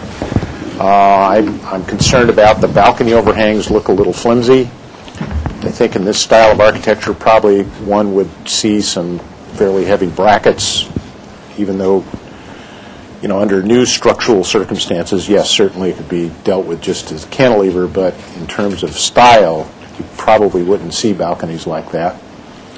I guess in general, it's just not quite there yet. It's like some of the Spanish architecture we sometimes see starts out wanting to be two different things, and it takes a while to get to the thing that it needs to be. Okay. Comments additional? Mr. Chair. Yes, Jim. I have a problem with with your addition. It just doesn't seem to, to go with the house. The picture of the roof is different. It really looks massive here relative to the house itself. And the cantilever on the balconies, I think it'd be better if there were self-supporting balconies, where you would have a scroll underneath the, supporting the balcony. Because here it just doesn't seem to work. But, it's going up very high, and then it also causes possibly some view problems here of the neighbor, I would think. Okay, thanks. Bernie, do you have any comments, or Brian? Mr. Chair, Bernie? I'll just keep my comments. I agree with the comments that have already been made, and I just would suggest that Rick, maybe restudy, and we'll put this in our motion, some of the detailing of the configuration of if there should even be so many balconies, and if so, where do they fit and how do they fit? And then my other concern that nobody's brought up, though, is I think that in order to be able to make neighborhood preservation findings, the parking situation needs to be more traditional. Okay, meaning, Meaning that the one-car uncovered space and the one-car garage for a house this size in this neighborhood doesn't meet our guidelines. okay, thank you. Brian, you want to get your comments out? Sure. I would say on this addition, it needs to be simplified. I think it's really busy, like the surround around the front door and the thing you have on the top. I mean, it just doesn't, it's just a lot of busyness. I think you can simplify it. And Fred, I'm seeing it as a Swiss chalet. That's what it speaks to me. So I don't know if that's what you have. So even in the balcony, some nice big brackets coming out would look really charming. I think you need to develop the windows, or I know it's an AutoCAD drafting because the roof on the tower kind of looks weird on the side. Plus you've got it swooping up on the corners here, which I don't think it's going to do, but I think that we're struggling with the fact that it's a curved, and they were trying to draw it out. And I'm thinking that whole top balcony has to be drastically reduced or eliminated, because it kind of overpowers everything below it in a way. So I think that's my comment. Great, thank you. One clarification, if I could, from staff. The majority of the forms and the window openings are being rebuilt. Is it classified as a rebuild for the parts that caught on fire? And I just want to see what's a given here. I mean, Mr. Chair, that's why I was asking about the shapes and whether the openings are there, and do they, if we said, look, make it a rectangle rather than horizontal, is that a overt onerous requirement? Or, does the rule say, no, look, they just have to deal with the current opening? Well, I just was curious if because the pictures don't show any windows, and we don't have any drawings of what was there before, were there permitted windows that look better than what we see here? I don't know. But it's an opening, and we might be able to divide that opening up in a better, more traditional way, or more sympathetic to the architecture that we see. Mr. Chair, did you want to respond to that? Yeah, I kind of wanted to know if this window was here before and it burned. I mean, the applicant would obviously, I think, be entitled to put back the window that burned. Yeah, so with the rebuild, you can change out the windows to new windows. The only thing that we have the restriction on, of course, is the area within the setback. That cannot change as far as increasing in size or any new windows. So on that portion that's non-conforming to the front setback, anything that's there can either get smaller or can be eliminated, but you can't add new windows or increase the size. But other windows, if it's not an issue with setbacks, they can be changed. Okay. Rick, do you have any plans of what these windows looked like before it was burned? No. No photographs? No. About the first time I saw it, the house was burnt. Okay. All right. I just have, like the existing plants I have. Just openings and stuff. In this street file, there were no plans, permit plans? I didn't find any, pictures, if that's what you're asking. Okay. Mr. Chair, I can bring the archive plans to the next meeting if you'd like. There were permitted archive. I think they couldn't hurt, so I would say yes. And I don't know, board member-wise, Bernie's probably the only one that would have been here, and I was here when this project came, when it had that huge footprint, one story slammed into this. And you guys could imagine the board was really challenged on that one, and it was a lot of as-built situations. So we struggled on that one. And now that it's a smaller footprint and at least one style, it seems much better than what was there before the fire. That's one I have. I will follow up with the comments on this entry. I'm not sure about the round shape in general. I think Brian's comments of simplification is absolutely a requirement. The balconies need to be reviewed as to how they work with this particular style. I mean, this is just a cantilevered something. I don't even know what it is. Wrought iron here, stucco, wood, something underneath it, we don't know. This is high fire as well, so we have to be really particular about how are you going to fireproof that? It's the Raptor stucco, and these are wrought iron. I understand how it's done. Does it feel acceptable detailing-wise for this style, and does it complement this style? And Mr. Chair, one thing they can do, as I understand it, in the fire-restricted construction, you can go to heavy timber. Sure. Which would be appropriate. Which would be appropriate. In a way, I almost would suggest, just as inspiration, all architects love to get inspiration, pull out Pinocchio and look at it again. Because it actually has some really cool architectural styles that kind of fit where you're trying to go with this thing. And I think Brian's correct, simplifying. And I think you could have that round element, but it just needs to be simplified. And following up, it's just all of the traditional detailing, and we look at this front door, which I think could be done a lot differently in this style. The way these windows are just sort of spaced apart there probably wouldn't be in that style, in this style. I don't know. The curve shape is kind of, I'm not sure it could be done. I mean, I guess it could be done, but it would have to be done a lot better than what we see right now.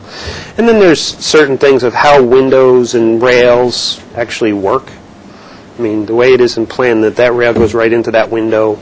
There's just a lot more development that needs to occur here. As far as the additional square footage, I have very little concern other than it looking good there. I mean, there was a tremendous amount of square footage that burnt. If this element here could only be 2 stories, that'd be great.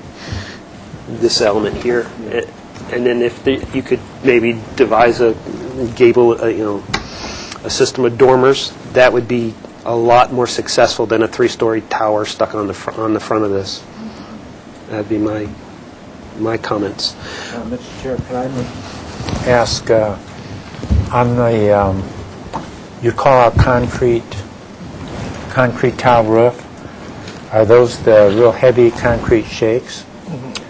It's matching the existing concrete slate tiles that are on there. Is that what's on there now? Yes. Okay. So, again, this project is ready to move. It's an enforcement case to try to get it moving as well. So, I'm looking for somebody to put together a motion giving the applicant clear direction as to what the board is looking for and what we could approve.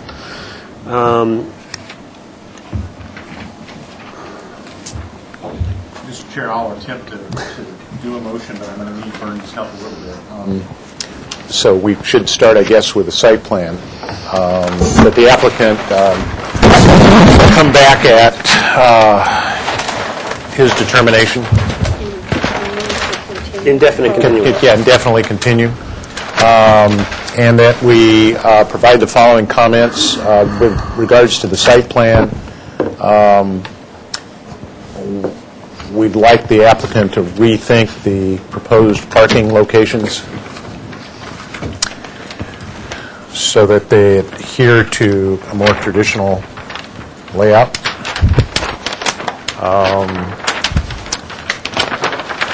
Then I'm going to move right to the elevations. On the south elevation, I think that the approach to the dormers needs to be studied further, and when the applicant comes back, provide us a section and maybe even a little 3-dimensional sketch of how those dormers really look. I know dormers are always a challenge for any designer because of the geometry. They have to fit into that roof. I think that the staircase element shown on the south elevation could be articulated a little bit better. I wouldn't be opposed if if the landing element came out a little way from the current wall. Serious consideration should be made that all of the windows should be casements, and that with maybe the exception, and I don't know where the kitchen is, sometimes that's really requires a horizontal window because of the nature of the sinks and so forth. But I think in general, this type of architecture really dictates a more vertical shaped set of windows, and that the divided lights, particularly on the two little arched windows that are shown on the second floor, need to be further studied. On the north elevation, there are those of us that believe that the round element could be acceptable if the window locations were restudied, perhaps the number of windows, simplify the design. There may be a better approach to using one larger door than two current doors shown. Certainly, protection over that door is probably the idea behind that small little trellis element, but I think that needs to be detailed, and sections need to be provided so that we clearly understand how that works. And I think if you use a rounded element, then certainly implement orthographic projection when you're drawing it, so that when we're looking straight at it, it gives us a true view of how those windows sit within the round element. The balconies on that north elevation, I think, given the style that is being proposed, need to be restudied. Certainly the use of some heavy timber elements, corbels, would be appropriate. The top of the railing would be appropriate. And again, the use of vertical casements on the proposed west elevation. There is, and I think I drove out there today, and so I saw some of this. There is some implication on the original house that there was this kind of implication that it was a daub and wattle construction. That's this vertical panels filled in with stucco, which is a traditional European construction type. That really gets studied in light of the rest of the architecture. And again, probably use of vertical windows. I'm not sure that the way this garage door is drawn here really works that way, so I guess I need a little more study there. I think we talked about the balconies on the west elevation. On the east elevation, some more articulation of what those, I assume those are French doors, and the divided lights and how that really works. Maybe a photograph of a selected or proposed selected manufacturer window might be helpful. I'm suspecting that window J is a operable skylight of some sort. We probably want to see a catalog cut of what that would look like. And then I'm not really clear, these little fins that come out that are shown with roofing on them. Based on what I saw today, I think that's part of the current construction, but they're not. Yeah, they're not. It's not well delineated, so I'm not really understanding how roof rafters, fascia boards work, etc. So that needs a little more definition. Is that enough? Is that your motion? That's my motion. Okay, is there a second to that motion? I'll second it. Second, okay. So Fred, what was it? It was an indefinite continuance back to the full board, right? Yes, I want to give the applicant sufficient time Yeah. to work. Okay, thank you. Comments under that motion? I wanted to talk a little bit more about the parking. You talk about a traditional method. The real question in my mind is whether or not one covered parking is acceptable. I know the applicant is using one of the provisions under the planning code or the zoning code that allows them to park uncovered. Is that acceptable? I think, again, we're looking at the applicant's ability to use this property. Certainly in this day and age, we know a lot of folks that we end up designing houses with 2- and 3-car garages, but they ended up being, they typically, even like my garage, end up being used as storage bins. So I don't know if requiring this applicant to provide us 2 covered parking garages really gets us where we need, but certainly we don't want a condition where cars are parked or motorhomes are parked out unsightly on the site. So I guess that's the dilemma. I'm not Well, I sure. think there's certain provisions in the ordinance that allow this to happen as long as there's adequate screening. Right. So that's kind of where I'm going, is if we're doing that, does this provide adequate screening? We haven't really, I think, been shown photographs of the area, and Right, and I'm not sure, the resident that spoke earlier, I'm not sure where his property is in relationship to this property, so that would be something we'd want to... well, if you would, could you include something in your motion that would speak about have the applicant provide the screening, the ability to screen the parking area? Chair, before he does that, can I present my side of Sure. the issue here? Okay. When this option was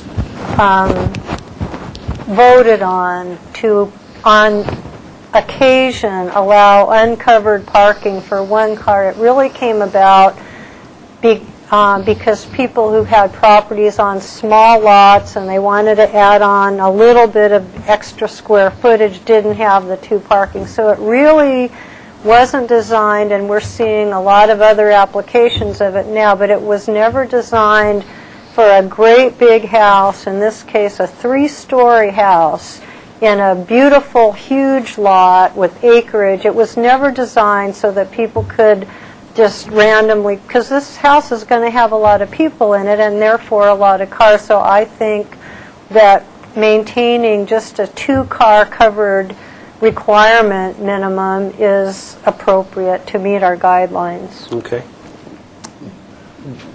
Thank you. And I was on the board at the same time when Bernie, when this came up, and the board had real problems moving this one forward, and we were kind of split. And I know at the time the chair was Bill Mahan, and he was really opposed to this. Really opposed to And it. he was against it because one of his arguments was if you look at a neighborhood and the quality and, where, people have a boat parked on their lawn or 3-car, that brings down the value. Correct. Michelle, can I do a straw vote in the middle of a motion? Okay. So I would like to take a straw poll of how many board members could support only one covered parking location for the property. How many board members could support that? I can't. I don't think I can either. So that's step 1. I know that there are provisions, but I sure don't think it's the best solution at all. And again, as Bernie said, the ordinance or the revision to the ordinance never really intended large properties to take advantage of only one covered parking space. So I think that if you could add into your motion. Yes, I'll accept that as a amendment to my motion. The second, you'll accept that? Who was the second? Yeah, he already voted. Oh, okay. Yeah. So, so the motion would include a requirement for a 2-car enclosed Parking garage. solution. Parking solution. Okay. And I asked one more comment, the pop-out balcony on the top to be either eliminated or drastically reduced. Which is, okay. Additional comments to the motion? I want to give you some positive information. I think that the board is sympathetic to, the fire. I think that nobody has brought up the FAR, square footage. It's just this element in the front and detailing in the garage. Well, the height's there. That's the first time it's come up, but I don't know. He's building lower than the existing height, so I'm not sure how we could, and he's building, in addition, that meets code, zoning ordinance. It may be higher visually or aesthetically than what we like to look at, but My sense is that you're sensitive to the fact the occupant of this house suffered as a result of this fire. So, to force somebody to come back and lower the whole house because of this fire just seems unreasonable. But on the other hand, if we're going to address the architecture, which is basically the skin of this house, then I think we're obligated to move it in a direction that'll be more sympathetic to the neighborhood, particularly to its prominent location at the corner of Sycamore Canyon, et cetera. So I think that the comments that I've heard around the table are positive in nature to get us where we want to be with this particular house. And I think that, again, if the designer works at it, we can get there. Again, I know I was kidding about looking at Pinocchio, but quite frankly, the architecture that Disney understood came from that part of the world, and I think if you look at that carefully, it's simple, it's elegant, but there is some heftiness to it because of the nature of heavy timber and stucco and how those types of buildings were built in that part of Europe. So I think with a little bit of study, we can probably get there. okay, thank you. Is anybody? And the other comment is the AutoCAD drafting too needs a little improvement because it's not accurately drawn, and I think that's fascia a big boards. Yeah, there's a lot of graphics that kind of are throwing us off as well. Is everybody ready to vote on the motion? Okay, all those in. Can we ask the applicant if he understood all that, because there were like 11 different items? Well, I understood. Yeah, and I with the minutes that come out, I think it's. You can have fun with it. I really do. The difficult part is fulfilling all those requirements and keeping the cost down for the client of what he wanted. Sure. Yeah, so It's always our problem. It's not just you. So always a concern. So let's take a vote. All those in favor of the motion? Aye. Opposed? Abstained? Motion carries unanimously. We'll see you whenever you submit drawings again. okay. Thank you. Do I take those, or I'm sorry? do I take those plans? You can take two sets. We need one just for the record, if this has no writing on it. Thank the neighbor for showing up. Thank you. So we're going to move to item number 4, and we're late. I'm sorry, but some of these projects are a little bit complicated. This is a new item. This is 940 Alston Road. This is a proposal to construct a new 2-story, 4,370 square foot single-family residence and an attached 750 square foot 3-car garage located on a vacant 1.38 net acre lot in the Hillside Design District. A total of 1,220 cubic yards of grading is proposed.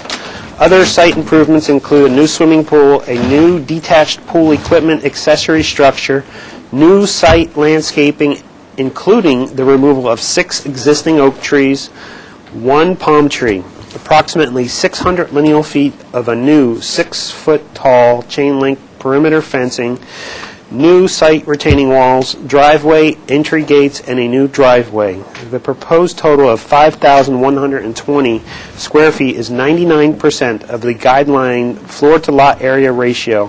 This project requires compliance with the Planning Commission Resolution Number 012-85. This is a concept review, comments only, and we will start there. If you could introduce yourself. Yeah, my name's Niels Holroyd. Welcome. Yeah, thank you And for your time today. Your presentation, sir. Let's see. It's a very unusual piece of property. 1 7/8 or 1 3/4 acre, and south facing. The site plan I left a lot on here just so we could work through some of the thoughts together. Instead of simplifying this, I put everything here. One of the key things that's happened just very recently is we've been doing some soils research with a geologist, and we're trying to find there's some splay faults from the Montecito Fault that run across this property, and it's kind of put us in a situation where we're trying to find the logical place to put the development. So that's been, basically, that's kind of where we've got, how we got to where we were here. You know, the topo line's kind of coming around here. We're down in the canyon sort of ravine here. 44 feet is the square shape of the main structure here, so I was trying to keep that vertical Italian Mediterranean concept. Try to keep that footprint small as possible. The pool's out south facing on the south side.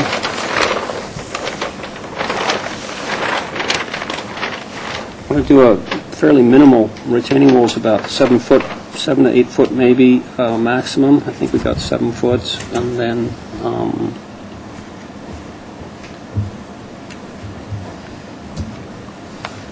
that will put the floor level of the house at about 9 feet off the ground on the south side corner. Not sure if you had time to look at this, whether the elevations help. The topo, basically we've got, this is, 3 feet into the grade, and this is 9 feet sort of above it, something like that. Could you walk us through the plan and elevation on camera?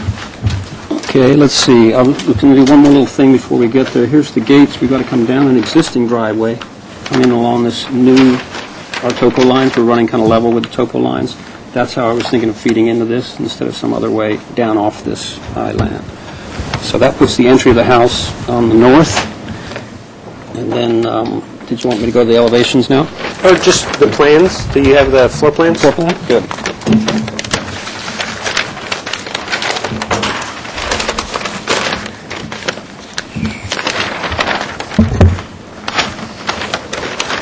So,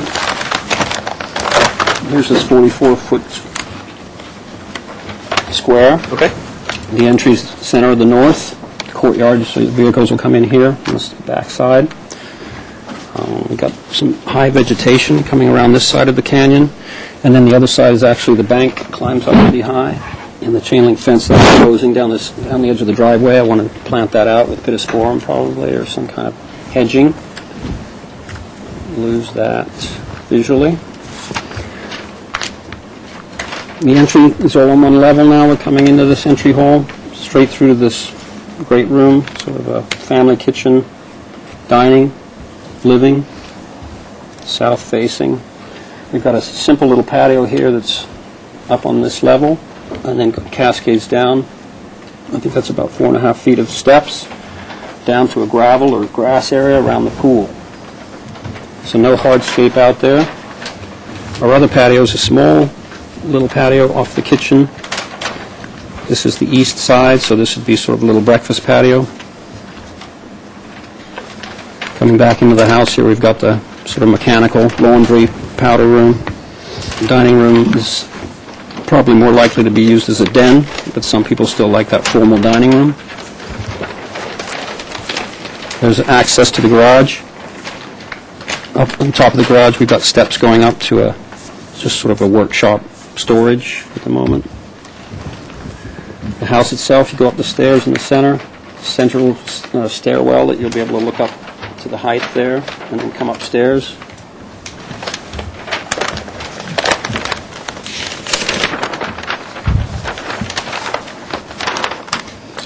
As we come up on the landing, we're basically we've got the master suite basically over with some privacy, some light coming in from this east. And then we've got a little private entryway here to the master suite. 2 bathrooms up here, 2 closets. And then these are small bedrooms that are up here too with their own bath. So this I see as sort of the sleeping quarters of the house. That's the way I've designed it. There's no connection to the workshop on the second floor. So you're coming down through that den/dining room, upstairs, up on top of that.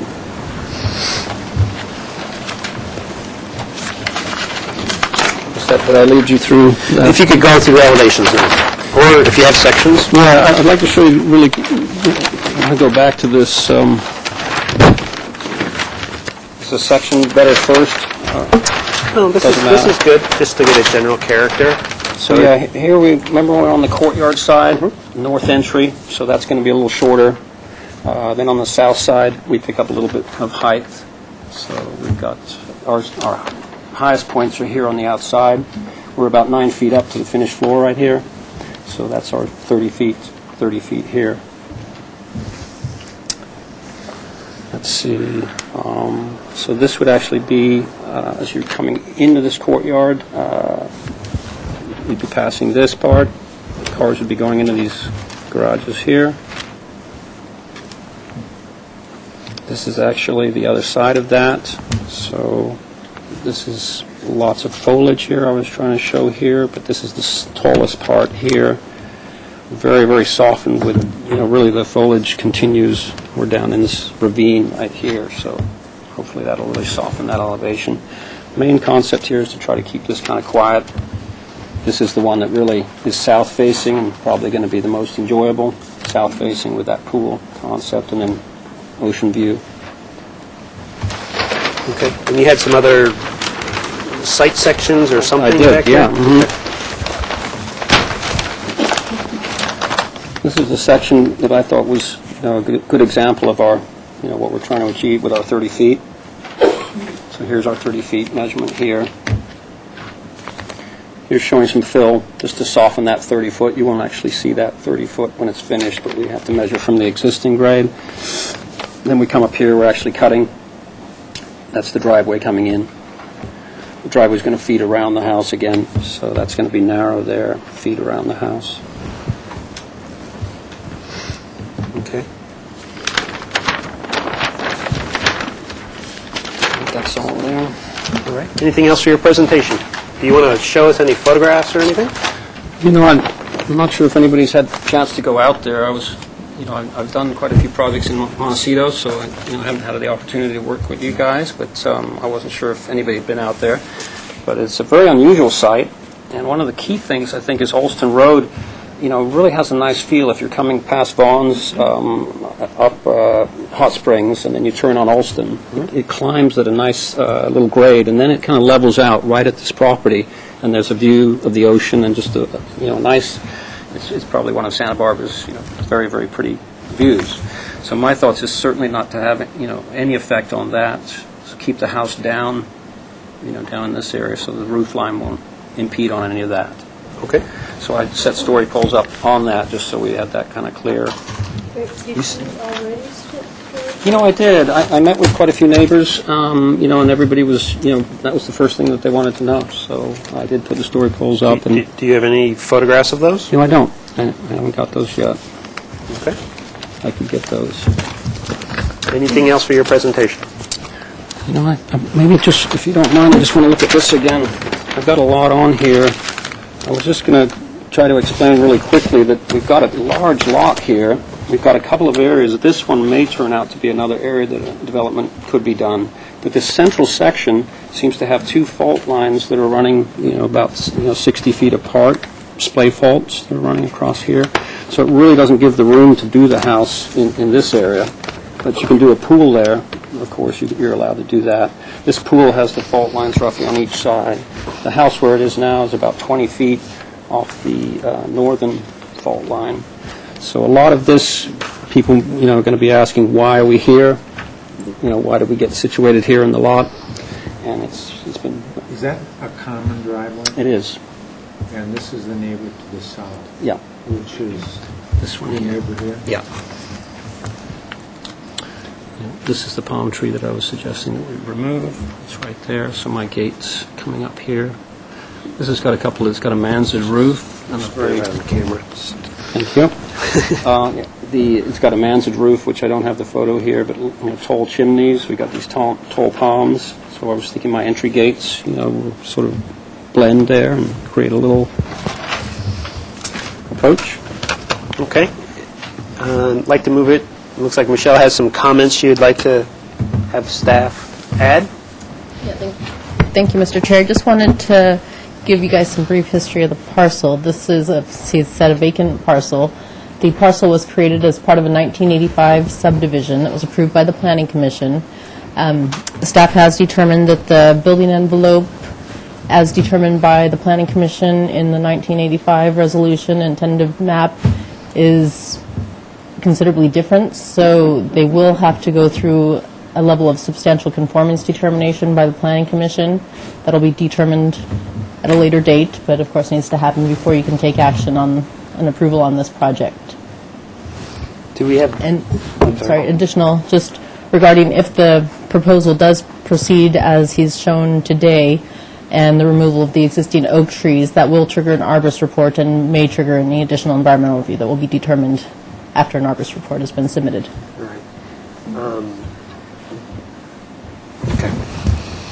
Sorry, one more thing.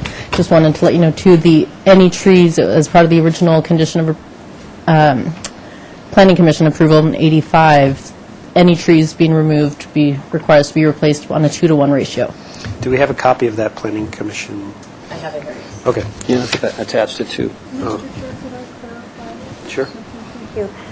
Okay, so two things. One, could you elaborate on the difference between the building envelope and, I'm just wondering, it used to be, Mr. Chair, when we had projects on vacant land, remember we'd always talk about the site, whether, and so Yes. don't we do that now? Or I don't know what happened, but I want to hear what the recommendation was. I think she can answer that. Originally, when the board was brand new, we thought that that was important to do at the beginning, and that was usually, we required that to be submitted as a concept review before you submitted any other elevations of the proposal.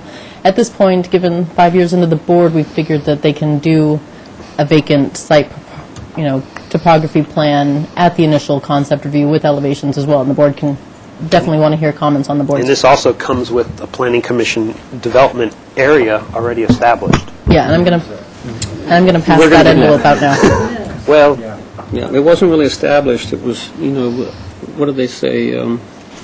We were trying to get a copy of the...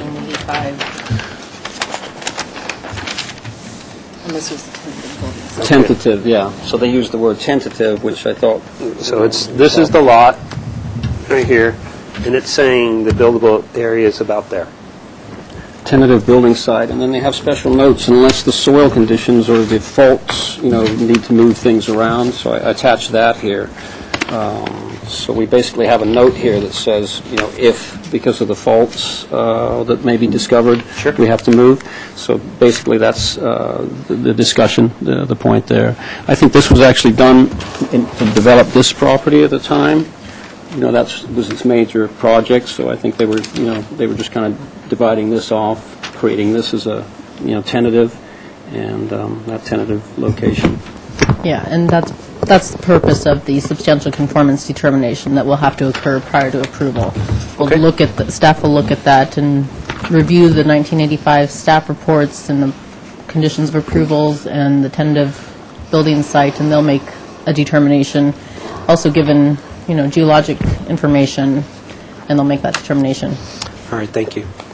So at this point, I'd like to open up public comment. I have 2 public comment slips. I had 2 letters sent to the board. There's 3. But I have 2 slips. I'm just going to call them out randomly. Marcia Byers, if you could come and sit in that seat. And you have 2 minutes to speak on the project. We appreciate you being here, first of all. Thank you. Hi, Marcia. Hi, Nils. Well, first I want to say that I have the most to accept as far as this project goes in terms of the location, because my house is at 1011 Alston Road, and it's right there. And now that the story poles are up, I stand in my kitchen and I'm at my island, and I look out my window and I see this project. So and then I also see it from in my family room. It's not like I have to step outside to see it. It's that it's right inside my house. So I'm sorry, I'm just kind of nervous being up here. There's nothing to be afraid of. Yeah, that's what you. But my house has been very accommodating, and I have no issue with his project as far as where should a development happen. I'm just going to be very affected by it And part of the process of, I don't know, I didn't really, I would have come with pictures today had I had the wherewithal to think about it, but I didn't.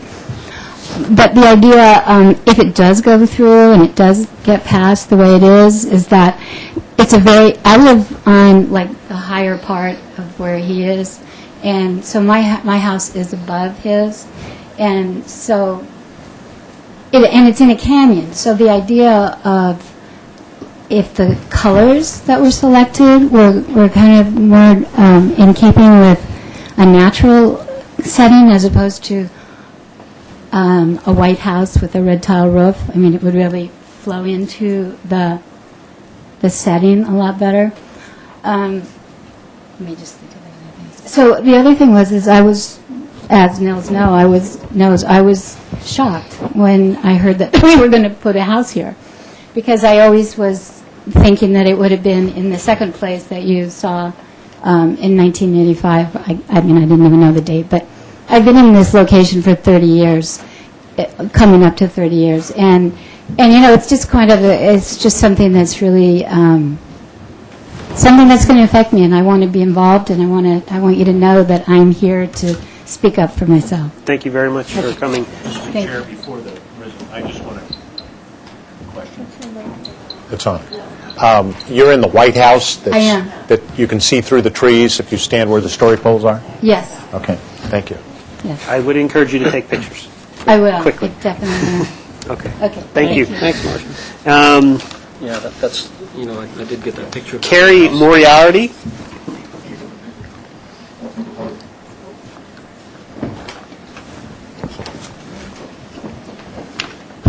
Welcome. Welcome. Yeah, my name is Kerry Moriarty, and I'm the adjacent neighbor at 940 Alston Road. I'm here with my wife, Janine, who's back here. We are, you know, probably the neighbors or the people that are most affected by this Are development. you here? Here? This one here. This Yeah, one. Okay. we're at You share 930 the Alston same Road. driveway. Yeah, we share the same driveway, Okay. and we would be located right there. Okay. We had originally bought this parcel, we had owned this parcel, and we did so to preserve the privacy and the integrity of the seclusion that the area, that the parcel afforded. Unfortunately, we bought it about 5 years ago. Unfortunately, we were unable to retain the property due to economic conditions, so it's impacted our overall purpose for buying our 930 Alston Road and this particular property. We never intended on developing it. If so, we were possibly looking at a little guest cottage. This particular parcel is, I think, a nightmare to develop. It's a very challenging site. I think the previous speaker mentioned the word canyon. It is effectively a canyon. There are some areas that could be developed, but it would be extremely challenging. I see this, being a developer myself, I see this as an extremely massive undertaking for this particular site, especially the size, bulk, and scale, the amount of road work to be done, the excavation required. That is a huge concern for me. I'd be afraid to take this challenge on myself. I'm extremely dismayed and disappointed that the applicant did not reach out and talk to us, being the primary, individual that would be impacted by this development. We don't live in the house right now. It's at 930 Alston. We have it rented, but we'll be moving back in a few months. So we were posted last week, but I would have thought that the applicant, who is a bank right now, and not this gentleman here, but the bank would have contacted us and had the sensitivity to talk to us and at least explain to us what they wanted to do and get some of our input.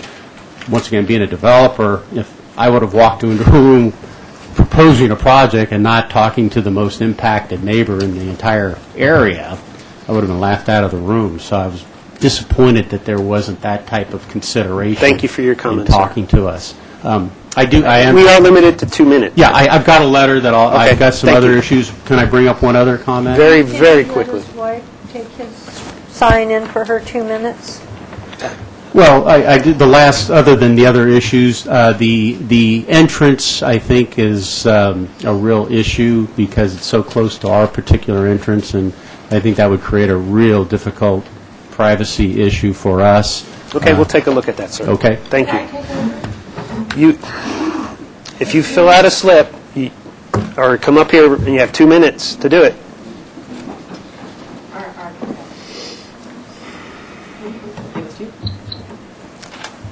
Please, Sophie. Your name for the record, Yes, please. Sophie Calvin. I'm Welcome. a residential designer, and I've lived all my life in Montecito, and I was approached by the Moriartys about a week ago. I've worked with them in the past where they were going to do a remodel to their house, so I know the site, and I know not so much this site, but I know their house and their proximity and what their view is, and we've discussed, we came down to the city last week and looked at these conceptual plans. Just want to point out a couple of their concerns. The site plan, Okay. yeah. Concern about the common driveway, just the condition of the existing driveway, being that it's narrow and during construction, of course, that road's going to get beat up and things like that. But one of the bigger concern is this loop, which I'm sure Nils has worked with the fire department to get that to work, but they would like it to be a little pushed up a little further on the site so that it's not so close to their entrance. That's their house, their motor court. It's a little bit of a concern, so just to possibly bring that back north. I understand the architecture being Italian and the approach of the driveway is important, and that visual approach to the motor court and past the pool, but working with screening along that corner would be very important for the Moriartys, as well as maybe bringing the pool a little bit up, or pool equipment location is going to be important for noise factor for them. And also another concern was the mass of this house, just being 2 stories, to maybe articulate the second floor and bring it up a little bit so that there is more of that wedding cake kind of tiering instead of just a 2-story box. Thank you. Okay.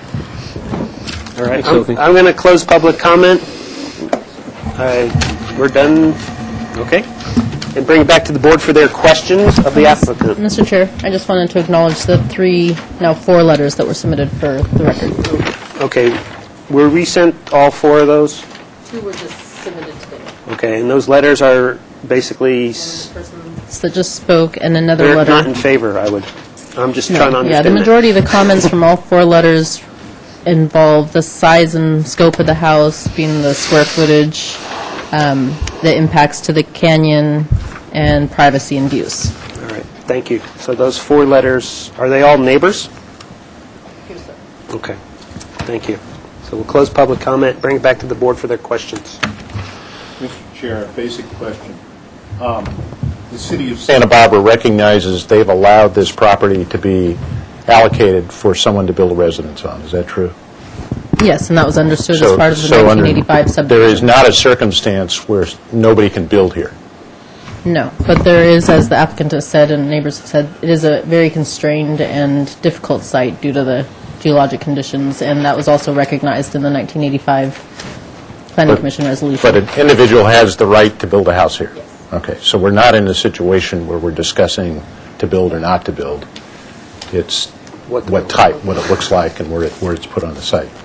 So in terms of questions, I went out the site today and walked it extensively. I went to Summit Road. I went up to as close as I could get to the White House that's up here. I walked along Alston Road. So I think I've got a good feel for what can be seen, what can't be seen, et cetera. So a question to the applicant, when you put the story poles up, did you consider moving the house even up a little bit further out of these 2 trees, moving it more up into here? Okay. I did early on. I really tried to think carefully how this might play out. The geologists came up with the idea that we're 20 feet off to the fault line here, so we're adequate distance there. We could in fact go further, as you suggest. What I find is that we have a hard time actually creating a courtyard and getting into this garage And creating this, with these high sides, I think we've really contained, a lot of this house in a private, non-visual way. So I'd hate to, lose this courtyard and the connection to the garage, and have it somehow, have to pop up somewhere else. So your notion is to hide the automobiles in here? Yeah, and it does really do that. The topo lines, I tried to leave everything on here so you can see this, but it does actually, the vehicles will be hidden back in here. There won't be any noise from the vehicles, or very little noise over here to this house. Again. And I assume from the get-go, you never considered putting the house out here where actually the view is better. But is the soil bad out there, I'm assuming? We're actually, we know that the soil right now, is, we basically have trenching study that's going all the way down through here, and we haven't actually done this section. What's with that is it just puts us right, across from this house, and that just doesn't seem right to be here. If you were there today, thank you for doing that too, by the way. If you were notice that this, I've got a photo, in fact, that shows this quite well. This house sits down very much lower. The scale is really quite big on this. If a house was here, it would look like you'd come all the way down this long driveway and you'd have two houses just next to each other. I didn't really like that idea. I walked down in here because I wanted to see the residents that are below this, what they could see, and I was having a difficult time understanding that they could even look back into this. Well, yeah, 283 Summit, we got a letter from somebody, and I was hoping they'd show up because they say that they share, a property line with me, and I'm just not familiar with them at all. But I have Peggy Cochran over here, who's really in favor of the project. So that was too bad she didn't come to maybe speak for me. This one we talked about the view corridors, actually, getting the ocean view. We do have a hole through our trees here that they're picking up our house, but it seems to be the right place to be. Are there Mr. Chair, one final question on the elevations. I want to make sure I understand the height of the floor-to-floor height. I guess I was looking at the north elevation. So are you saying from the first floor, it's 11 feet to the second floor? Is that how I'm reading that? Yeah. Mm-hmm. And is that the same floor height of the storage workshop area? No, it isn't. The garage? It isn't. It is not. So that's different. Is that lower or higher? Yeah. Now let's see. Did I forget to do? Basically, it's lower, and I think that's just an 8-foot ceiling, and then the plate heights is going to be. I'm sorry about that too. I'm looking this upside down, but I don't see that it was written, so I need to add that. And the ridge then sits at about 27 feet or so? I'm sort of guessing. My story poles, I think, are set for 28 feet on one end, and really, but 30 but within a the foot other. or so Yeah. of that number. Okay. Yeah. Mm-hmm. Thank you. additional questions from the board? Anybody? Yeah. Could you outline again where the original envelope took place when the property was subdivided? Can I tell you really quickly, that popped up. I went from with the title basically into escrow and had the title search done, and it doesn't come up at all. There's a restriction on the property. It was actually one of these wonderful people that works here, the staff, that thought we better look at some of these neighbors' properties. And so it is further down. Yeah, but isn't that interesting that this popped up when we came over to the building department? Someone just had the idea of opening up the file on this property. That's how we found this.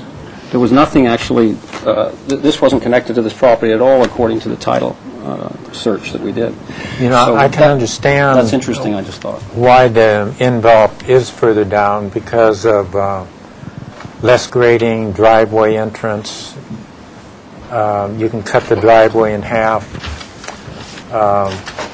And it would be fault lines here, did you? Less sightly, I think. So you prefer that?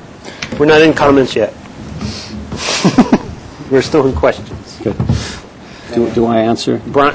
Do I answer questions, or am I doing the right thing? You asked him a question, not your question. I have no questions. Okay, Bernie? Thank you, Mr. Chair. I was wondering, had you just, when you're comparing different designs and things, did you study any type of a design that was more with the contours of the land, topography, and maybe not so big? That's a very good question, Bernie.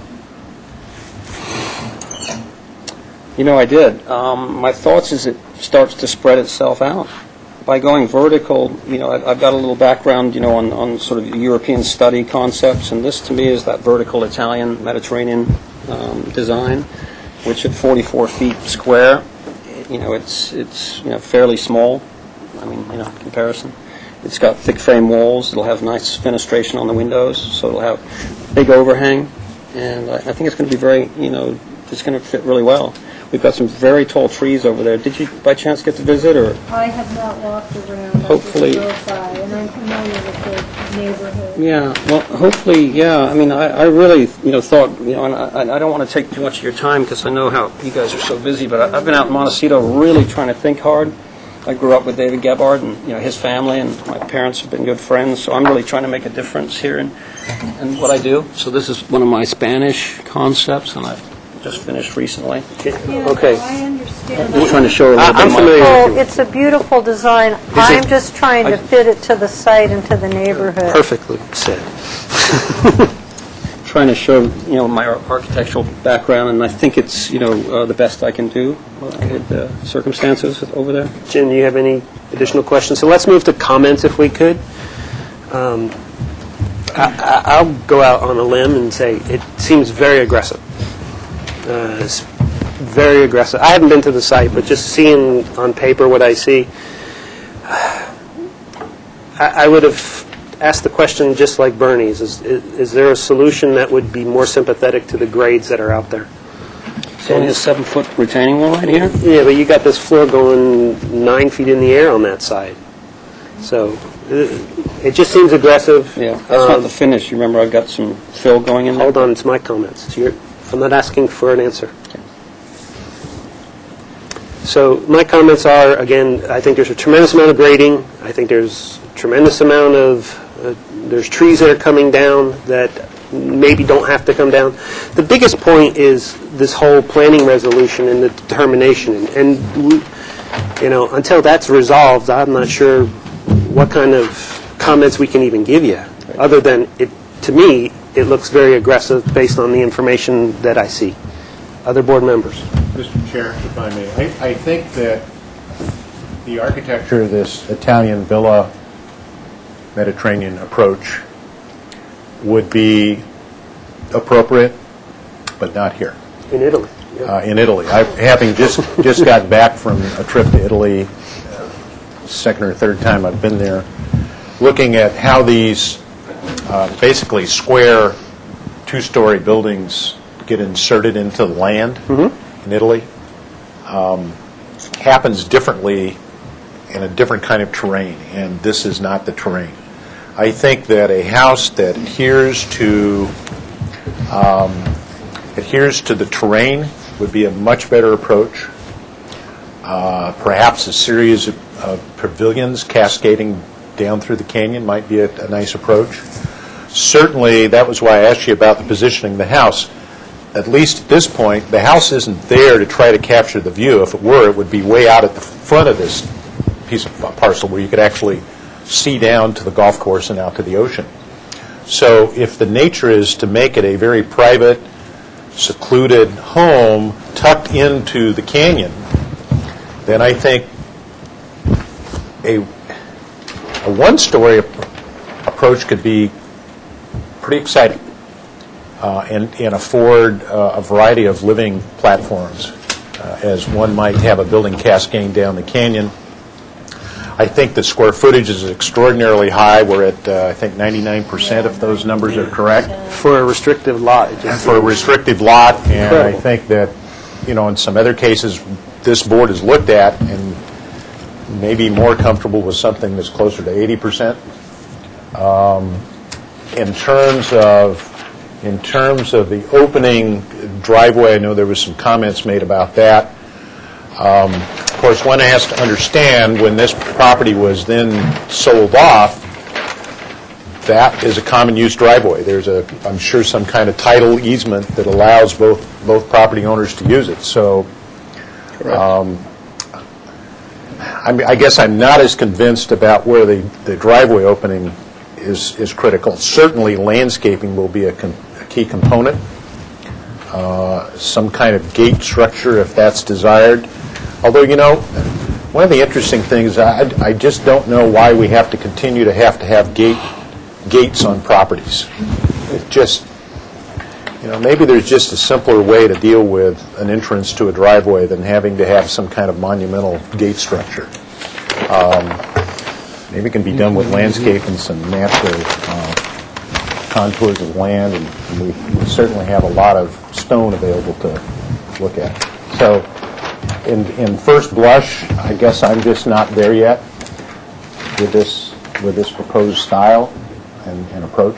Okay, additional comments, board members? Jim? Something that would conform more to the slope of the land, possibly split levels, possibly a small two-story with split levels coming down the hillside, because you have the grades that something like that could be worked on, I think. But to have high retaining walls, a lot of grading, just to put the two-story there, I would like to see, another scheme working on split level. Great. Brian? Well, I work for someone who loves to do Italian villas too. He's done a lot on East Mountain Road. So I hear what you're saying, but considering this property, I think I'll have to say align with Fred. So he'll have to go another approach in terms of, and as what Jim said, is a cascading, something that is not so aggressively sticking out on this particular property. I think that's the only comment I have to say. Bernie, you want to add? Okay. I think a good, a person that really does those well is William Turnbull. He's a wonderful architect that practices in the Bay Area where they have to deal with a lot of this kind of canyon structure. Is that a line? Okay. So we're not here to make any approval or denial or anything. It's a concept review, comments only, and we're giving the applicant some direction as to the board's feelings. I think you kind of heard the majority of our board. We're one board member short right now. So there may be an opposing view that say, I love it, but I think the majority of the board members are not comfortable with the design right now. Do I get to comment, on your thoughts, or not today? No, not really. No. You had your presentation, you said it, now it's our turn. Yeah, I just thought I could follow up on a couple of points, but I'm unfamiliar with this, so thank you for that. Thanks for your time. So is there somebody that can put a motion together giving the applicant some direction so we can move forward? We would suggest an indefinite continuance so that you're not on a time frame to do 2 or 4 weeks to come back with a revision to the design. It's up to you, though. Yeah. I only just heard this morning that I'm going to be, looking into this concept, so that's why we only just heard this morning. Maybe it's a surprise to you. That's well, it's a surprise to me that doesn't matter, but I'm really glad that somebody came out and really looked at the site, because I think it's a very neat site. It's very unusual, and I think this vertical concept is, if I start spreading out, this is 44 feet. I keep trying to get people to understand that's a small footprint. The garage does add to it over here, but I think but on the counter side, it is a small footprint, but it's on a slope that's like that.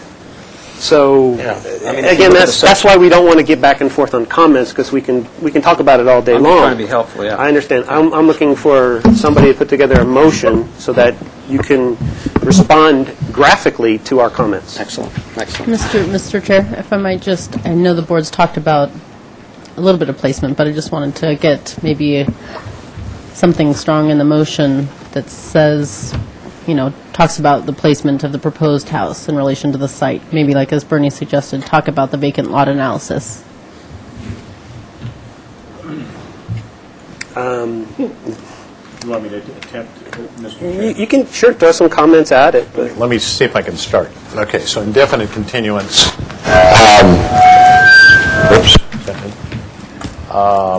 That the applicant, the designer, consider placement of the house at a point where's north on this? To the north of this proposed pool location, if I could give some orientation, that the house footprint needs to stay in that direction to the bottom of the canyon. To the north? To the north. That consideration be made of doing a house that adheres to the contours of the site, that a combination of one-story and two-story elements may be appropriate, that the style of the house may take on the nature of a more rural setting rather than an affixed Mediterranean style, and that the total square footage needs to be closer to an 80% FAR than what is being proposed. Okay, is there somebody that's... Second that. Second, okay, and then under comments? From the subdivision map, there's a city sewer line that runs down through there, and that runs right under where you're putting the house. No, it doesn't, but thank you for noticing that. I was going to actually, I brought a little highlighter so I could have lit this up for you, but there is actually a large sewer easement that comes through right here, and then actually, do you see that there? Jim, it may have changed. Okay, yeah. About just verifying where the sewer is, or, huh? Well, I think that this subdivision map probably should be looked at again on a tentative location when they subdivided. You had mentioned an earthquake fault, and that should be investigated and looked into before I think that we can comment on a new design. Or even a location. It should be identified on the drawing so we can see. Okay, additional comments to the motion. Was it an indefinite? Indefinite, and who seconded? Bernie did. Can you accept the amendment or do you request the applicant to identify utilities, potential fault lines so that we can actually see that, and if there is a more definitive nature to describe the area in which the city says this house can sit? Because it's hard to see it on this screen. Michelle, how do we get to the point of the substantial conformity or development area? That'll be done at staff level. That's part of what they identified at the beginning, the Planning Commission substantial conformance determination. So when it'll does get that occur? Well, he has to submit for that and pay a fee, and then it'll be routed to a development case planner, and then they will review the history of the subdivision that was approved in 1985, the staff report, geologic studies, environmental studies, and then they'll determine at what level the substantial conformance determination needs to take at. They either do a staff level or they do, for instance, a Planning Commission lunch meeting. That would be determined. Okay, so I would like to see if the maker of the motion would be able to accept having this determination prior to the applicant coming back. I think that would be important. It's hard for us to make decisions based on... We're going to do that for sure. Okay. We're going to do that tomorrow. But I don't know how long that process will take. Yeah. Without that, We're just throwing darts at some point. Michelle and I have been trying to put this together, and we just couldn't. Okay. Yeah, that's, I think, the overriding factor is knowing what the city is going to allow you to, where to build. Okay, does everybody understand the motion? Yep. Okay, let's take a vote. All those in favor? Aye. Opposed? And abstentions? The motion carries. We'll see you at some later date. Thank you very much. Cheers, guys. Thank you.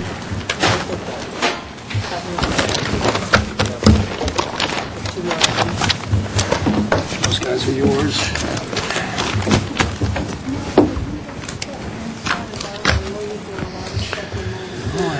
So we're going to move to item number 5, 958 Arbolado Road. This is a new item, so I'm going to read the description. The proposal to construct 437 square feet of new additions to include 255 square feet on the ground floor and 182 square feet on the second floor, and exterior and interior remodel to an existing 30,434 square foot, two-story, single-family residence, including an attached 451 square foot, two-car garage, and a 170 square foot storage area. The proposal also includes 797 square feet of new second-story decks, new ground-level decks and patios, a new pool, new site retaining walls and landscaping, and approximately 120 cubic yards of grading. Proposed total of 3,871 square feet located on a 29,858 square foot lot in the Hillside Design District is 81% of the guideline floor to lot area ratio. This project is ready for an action if the board sees fit. If you could introduce yourself, please. My name is Chris Cottrell, and it has me down as architect, but I should be designer, although I did take my hopefully final test this morning. Okay. Good luck. Knock on wood. Good luck.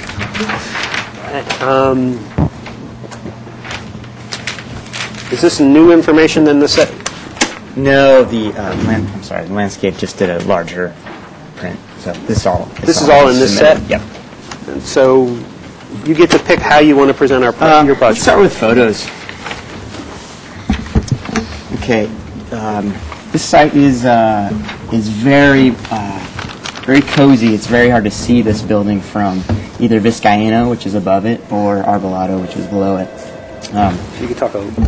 There you go. These are photos walking up from Arbolado, and it's a triple driveway. The actual driveway to access this house is a right-of-way, and so as you go up, this is looking back down at 1002 Arbolado. It splits off, and then you go into a sort of an oak woodland as you carry up the driveway, and finally you can just see this 1979 T111 sided house it's got a great view. It's just been a little neglected. This is your property. This is our project, and then these are neighbors. So you can see the siding is just beat on. I mean, this project is there's a couple little additions that I'll show you, but it's mainly a reskin, re-window, and door. And the additions. Let's jump into the site plan. And sure. Show you where they are. Okay, so here's that. Down here is that triple driveway. Arbolado is actually off the paper, and so you can't actually see the corner of this property until you come. It's probably about 50 feet up the drive. It processes. This is that little oak area that we were looking at, and you come all the way up and around to the existing. It's two-car parking, but it's the garage is right off it. What we're proposing is to create a little patio area just right off that parking area with some screens. So there'll be some retaining right there. A little addition, if I can just step back for 1 second. The original way to get to the entrance of this house was you park and you come around and you enter right there. So we're proposing a slight shift and come through this entry patio, and we'll see that in the plans, but I just wanted to mention it now. So there's one little addition on this side, just on the ground floor, and then this is the other addition. This is also just on the ground floor. Other site stuff that's happening, a new pool. We're losing one oak tree, but it is, and I can show you in the photos, or it's an oak tree that's in a pittosporum that you can barely call it an oak tree. Our landscaper couldn't actually tell that it was an oak, so it's not a massive tree, but we are losing one oak, and we're proposing a pool, a new deck that cascades down to the pool, tucked into the site. And let's just jump over to the... Could you identify where you took these photos from? Sure. They're actually keyed on the... So they're keyed? Absolutely, sure. So this is 1002, which is down here. So that was 4 looking back at this guy right there. And you took that picture from? From the road. This was all walking up the road, yep. Okay. Yep. Was there another one that was, This one here. what is that, 20? 25. 25, it should be. Well, oh, you know where that is? It's right over here. So actually, we're so far out, I took a walk around Vizcaíno and down on Arbolado. Our site is right in here, so that's way down here. Here's our house right there. That's right there. Wasn't taken from the site. This is actually, that is 1002. That's looking down here. Yeah, no, that's not from the site. These are the same house? Yep. Yep. The one up above, one below? You got it, exactly. Okay. Yep.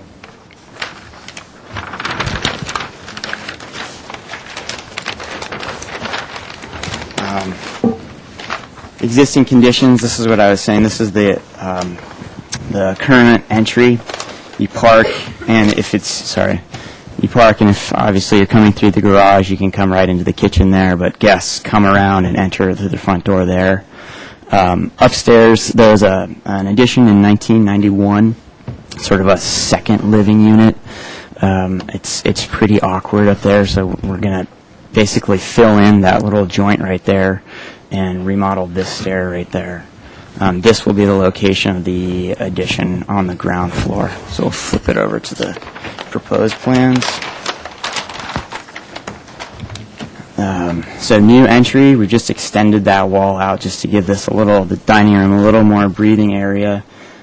Extended this stair, just the internal stair. So no longer are you coming around and entering in here. This is now, the kitchen is just elongated. It's got a sunken living room, so it's 2 steps down into the living room. And we're proposing having the same material in the living on the outer deck, so it really feels like it opens up. The view is just straight down here to the Santa Barbara Bay. It's fantastic. With big oaks tucking this whole thing in. It's an amazing house, and it's got a lot of potential. The other thing we're doing, this is an existing roof deck. This is on the 2nd floor. And now this is an existing roof, we're just converting it to a roof deck. This is the footprint of that ground floor addition. And so now it's a master over here and a master bath.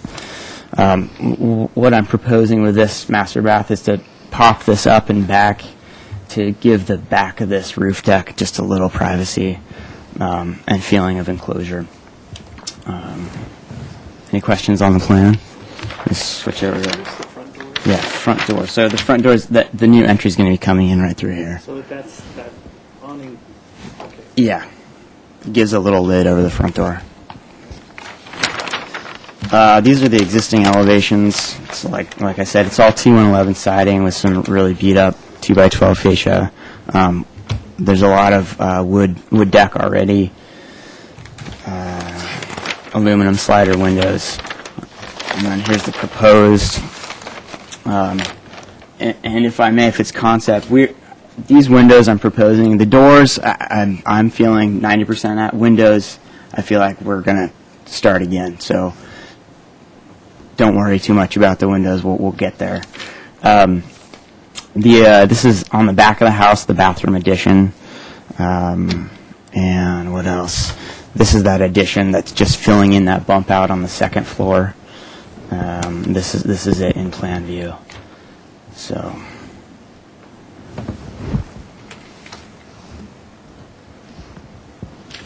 Oh, I did. If I could also I wanted to give some positive feedback. On the hand noticing, the system worked as planned.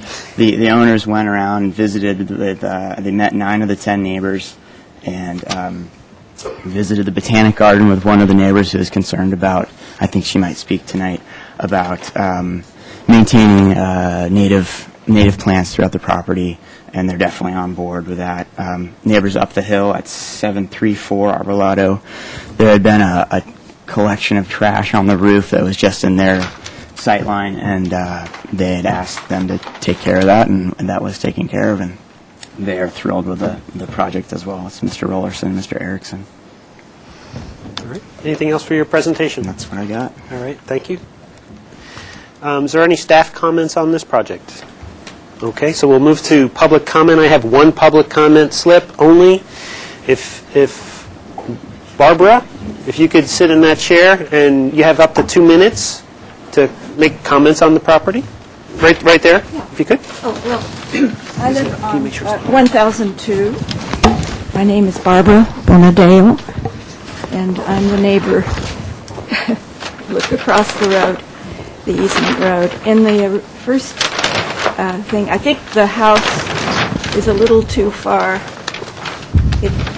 So I'm going to go to the site plan. The site. Okay. Okay. And where? So my house, I think it's a little further west, I guess. I mean, up the road. You think it's up here? Yeah, it's up just not that far, just a little bit further. Well, anyway, my concern is the pool and the landscaping. That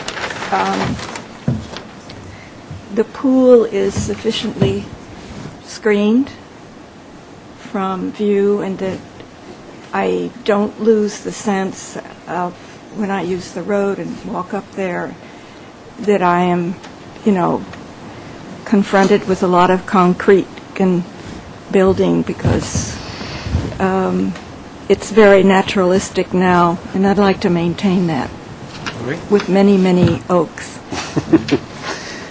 We will ask some of those questions and, Yes. and make sure your comments are heard.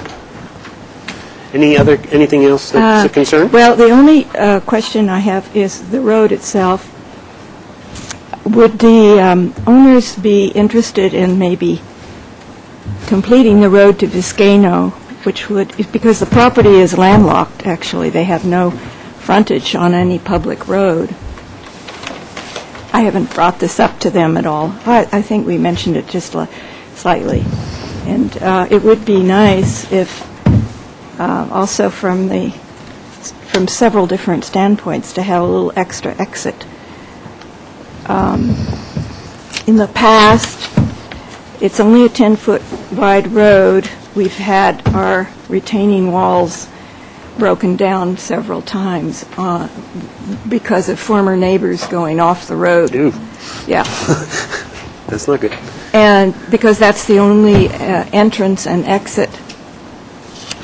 All right, thank you for your comments. Okay. Thank you. So at this point, I'm going to close public comment with not seeing anybody else jump up, and bring it back to the board for their questions. Chris, did you do any kind of sectional work regarding how the pool is working? We did. The pool is in progress. Right now, it's looking like this corner will be, if we don't do that second, if we don't do Bill? I'm sorry? Infinity Edge? Yeah, Infinity Edge. It will be a 7-foot, but we could easily get, like a 4 and a 3 or something, a 5 and a 2. And what would be the intent of those walls? Is it going to be, it says formed concrete with vines? To blend. The intent of the wall. I'm not looking to build a big concrete plinth. Or stone or anything? Yeah, we could definitely, it might be that if it is Infinity, we're actually just trying to get prices right now. If it is Infinity, maybe we stone that first chunk and then do board form concrete below and grow it. Okay. Other board members, questions, please? So, Mr. Chair, I guess it wasn't clear. Are you redoing the driveway? Well, there is one area down, I believe, Barbara, where they all split, where it's tight. Were you able to walk up there today? I walked up right here, and then I didn't go any further. Oh, okay. So there is one area down here, it might be right there, where it is very tight. So we're going to try to at least just expand that. And then once all construction is done, I think they're planning on repaving. Okay. And then the property ends here. Right. So any notion of extending that road would require cooperation of the said property owner, right? Right, yeah. So, and a whole other set of circumstances. Mm-hmm. Yeah. And there's some serious grade here as well. Yeah. Okay. Additional questions? Yeah, have you reviewed it with the fire department?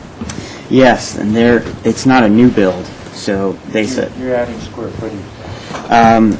What they told me is that they had a crack at it when they first started, and since we're not doing full new, it's okay. But Bernie? Please, on the, I just want to be clear, there's 797 square feet of second new decks in addition to the other deck. Is that the roof deck, what you call, or just, That's I what need it- to see that's how absolutely many what it decks is. there are and where they are. So the existing ground floor footprint, it's just got a lid on it that's absolutely flat right now, and we're just going to convert that to a deck. We're not building an extra. Okay. The flat roof is turning into a Okay, deck. that's outdoor living space. Correct. Okay. Yep. And then you're building another deck on the second story. No, I'm sorry. We're not proposing any new decks. This is the ground floor kitchen. There's already a roof deck above it. This is the ground floor. It's 2 bedrooms right now. It's just a flat roof. We're just converting it to roof deck. So we're not building any new deck up there. Brian, questions? This hatched area that I see here. Yep. Is that just deck on, or terrace on grade? What is that defining? If we look at the elevation, it's defining these. Yeah, you got it. areas. Those Okay. new decks. And what I So those are new. Well, yes and no. The one in front of the kitchen. So there are existing decks right now. The one in front of the kitchen is there. Sorry, I thought we were talking second floor for that last question. Should we look in plan? What about this one? That's the one that you were That's- asking about that's that before. one, Oh, exactly. that's on top of. Yep. This area in here, this is all new or partially new? Only partially new. Yeah. And then I see some areas of rail. Is this cable rail? Exactly. Okay. Yeah. It's not glass? No. Okay. No. Comments? Mr. Chair, I've got one more question. Okay, questions? On your elevations, it appears that in most cases, you're taking down the T111 and you're going to put on stucco, but the way you've got it rendered on here is, are you doing different types of stucco or different colors? I think different colors. Different colors, Yep. okay. But essentially maybe the same stucco finish, but different Definitely colors? same stucco. And then on the flat roof, what are you thinking in terms of the fascia on this flat roof, and then the roof material itself? What's your thought there? Well, I think we're actually a little early on the roof material. I think the fascia is going to be painted metal to accent. They'll probably be the same dark anodized that the window frames will be to tie in. So it's not going to be another material. It'll just be like the window trim. And roof material, we have to source which membrane we're going to use, but something that, because there are neighbors that have a view right down across that roof out to the bay, so that's something that we're going to consider. One other quick question. There's some redwood siding indicated as well on some of the elevations. There's some designation here and here. What was the rationale of where you were going to stop and start it? Well, that's on this thing right here is that 1991 edition. It's basically a box popping out on both sides of an existing structure. And so my thought was to try to use this siding as an element that makes it feel a little less like a mushroom top and more like it's more incorporated in the building. So that was the attempt with that, and again, I would like to come back as we go down the road, but is to tie that into the existing structure a little more. Okay. So, anybody else with questions? Is there any change in the landscaping, or I did do you have see an it? updated landscape plan, Okay. if I could just share with you very quickly. So, as I've shown, down below at the bottom of the lot, it's already a great oak woodland, so there's not much to do there. It already looks fantastic. And then there is some opening area right here. There is a neighboring house. I guess it's not showing. It's about right here. And so we'd like to just increase the screening. It's already fairly well screened, but we'd just like to increase that screening. There's a 5-foot black chain link fence proposed that we'll grow vines on. And then this landscape plan is showing a hot tub here. I think what we're actually going to do is incorporate it right in the pool and just keep this be a little, this is the master wing, just keep this a private little garden.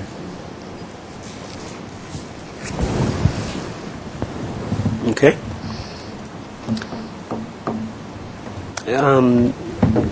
Do you think the pool will have a cover? definitely. I don't know why that was there. I think they had them in their CAD. This is an error here. Yes. Okay. It's a remnant. Yes. Although it would be interesting, but yeah, no. Odd shape cover. That's okay. Okay, under comments, is anybody here willing to make some comments?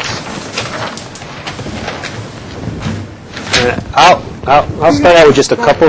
I think in general, the additions are minor. I think the second floor decks are quite large. Style-wise, I think it's an improvement. I think there's, like you said, some enhancements that could definitely occur with windows and transitions of material. But in general, I'm fine with the square footage additions.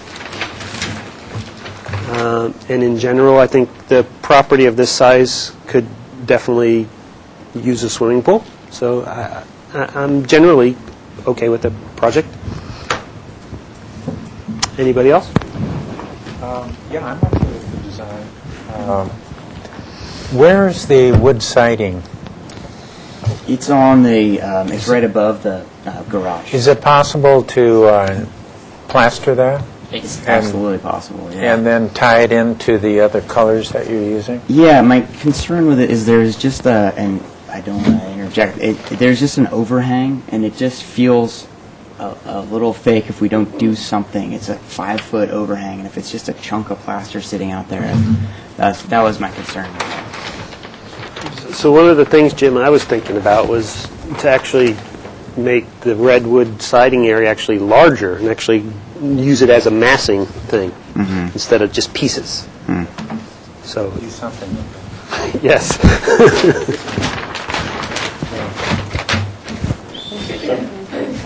Go ahead, Fred. I'm in agreement with the general comments made so far, and I think, yes, your last comments, maybe introducing more of that wood element. But I think you have a wonderful opportunity, particularly with the landscaping, to make this house a real good example of sustainability and green architecture. And I noticed that on the roof deck, you're proposing some idea of a green roof.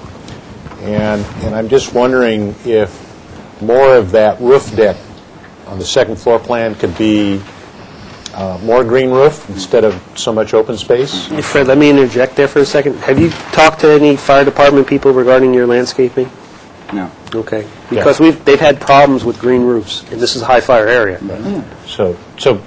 But looking at those solutions. I mean, Yes. I don't know what, but it just seems like there's an opportunity here, given the materials you're proposing, the general design approach, that you could very easily make a lot of this a very green project. So I would encourage you to do so. I think that the neighbors concerned about the pool is a legitimate one, and I heard you explain that you're going to make an effort to make sure that that's addressed, so I'm comfortable that you will do that. And that's, I think, following up on that last the comment is, right now the swimming pool elevation is 610. The road down where I believe the neighborhood is like 570. So the pool is 30 feet higher than that. So there's not much of an opportunity to see people so much, but that's why the vertical element sticking up is an important element. Brian, comments? I ditto everything everyone said. I really don't have much more to say about it. Okay, Jim? And Bernie? Just two things. Does the house have a garage? Yes. Two-car garage? Okay, and Which we're I'm just having trouble visualizing this, and the only thing is I'd like to see a little bit of reduction in the amount of decking. Okay. That is one of the items that I wrote down right away as well, and I wanted to make sure all the other board members cast their vote, and so he gets clear direction. Are you okay with the amount of deck that's on the second level? Well, I have a question. What difference does it make? If you, let me see if I can rephrase that question. This large deck, If you're concerned about the size of the deck and it's reduced, what is the advantage of reducing the size of that roof deck? I think the general concern usually is the bigger the deck, the more people and things will go on that deck. More noise potentially that could go, a band could set up, whatever, we don't know. But those are usually the concerns. Is it appropriate for this level, this house in this neighborhood to have that much deck? So that's the question. Anybody else want to weigh in on that? No? So no comment, I guess, is we're okay with it. Okay. I would kind of follow up with Bernie. I would like to see a little bit of reduction on the deck. I'm one person, so we'll see how that flies. Mr. Chair, maybe the word judicious plays into the judicious use of decks is probably appropriate. Well, we can't control the use of it. That's the problem. Just the square footage of it. You know. So, I do have one comment that Freddie mentioned about landscaping. It is a great opportunity to do something really super in landscaping. And I think maybe to screen the deck somewhat from the neighbor to to the east? Yes. I think would help. okay. So this project is here, and we can take an action on it.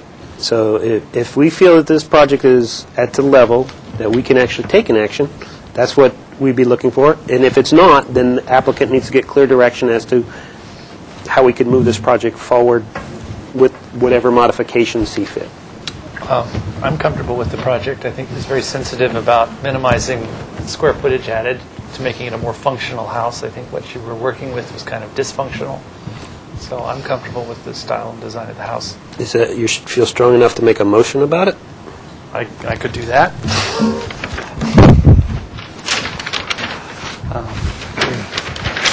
So let's see if I can.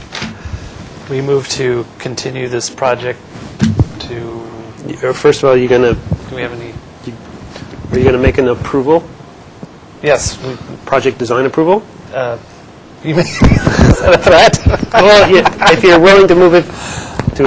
I could make it a design project approval. Project design approval. Project design approval. And you could make for the findings? The findings are the consistency and appearance is acceptable, compatible, the proposed development is compatible with the neighborhood and the existing structure that was there. I think the designer was very sensitive and actually improved upon this design.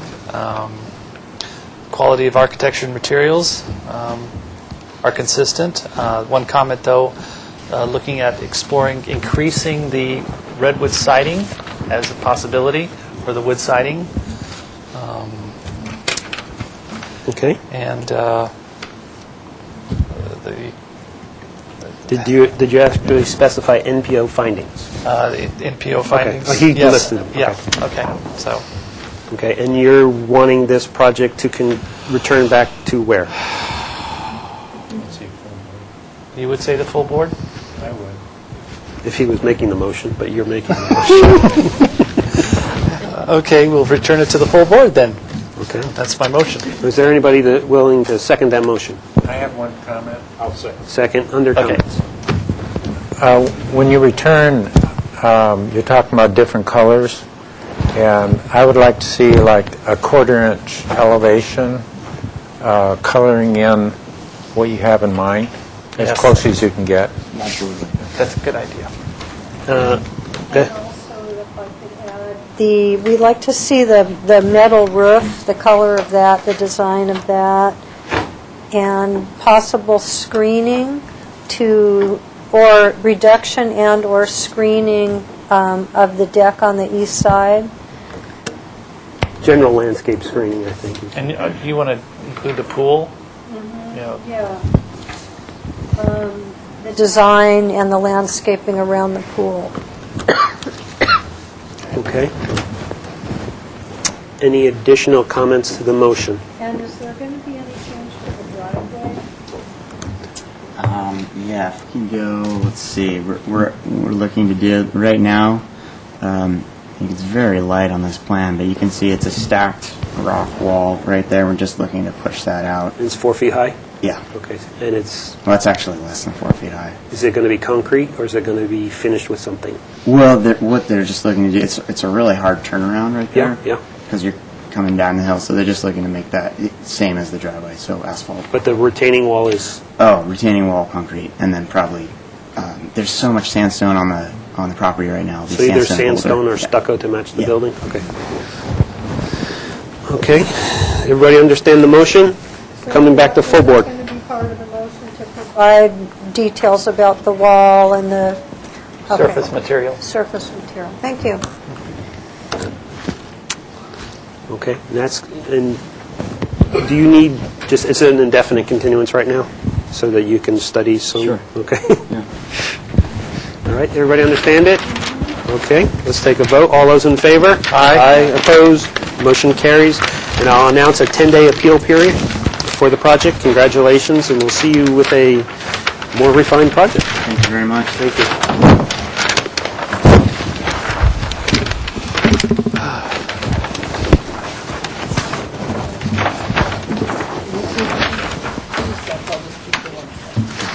So we're going to move to item number 6, which is 1117 Las Alturas Road. This is a project that we've seen before. It actually received design approval September 12, 2011. Project is here for final approval. Basically, there's some comments about stormwater management that we'll make sure that's on there, and we'll have the applicants sit down and go over the drawings and get some drawings.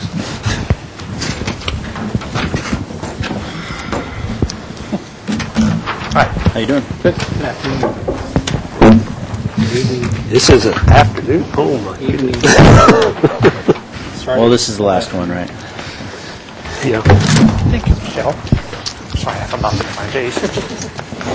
So if you could introduce your team, we'll get the drawings here, and we can start in just a second.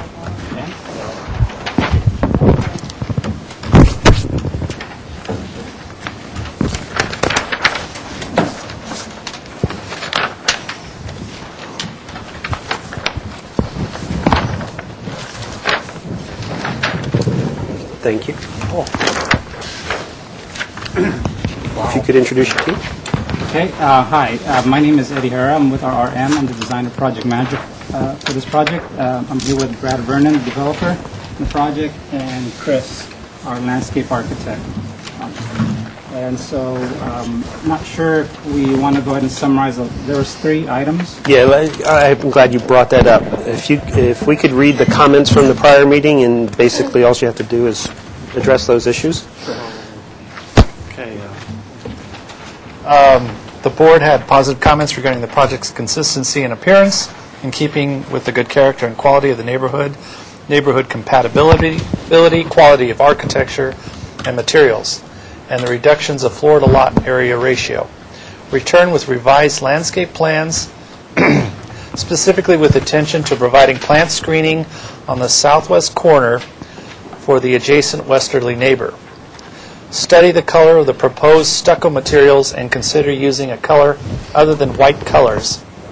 And that's it. All right, thank you.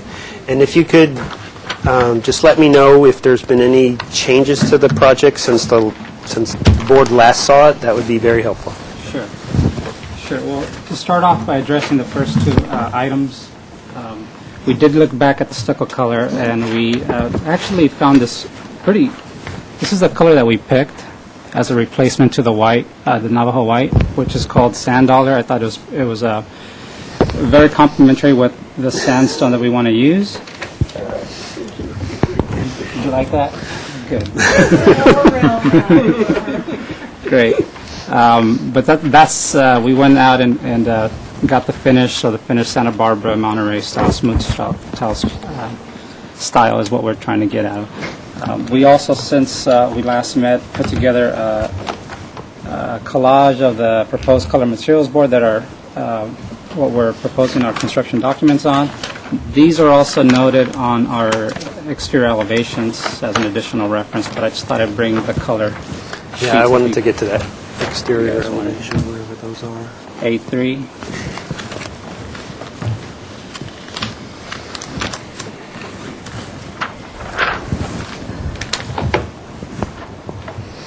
Okay. And so the color is noted here, and feel free to pass those around. I just want to get on camera in case somebody's at home watching that, this is that. These are the colors of, I guess, the garage doors and any plank door. Right. This is the lighting fixtures that will be used for the exterior lighting. Do we have locations? In our electrical plan. Okay. And then we have some stucco and we have some stone. The stone would be used at various key points, and we coordinate that with the landscape site plan.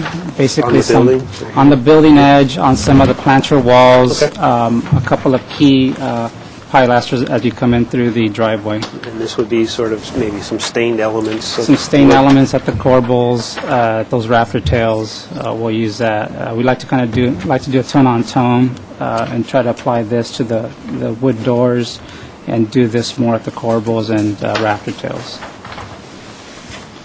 I'd like to propose a boosted treatment to the roofing, permeable pavers that we once talked about at the driveway.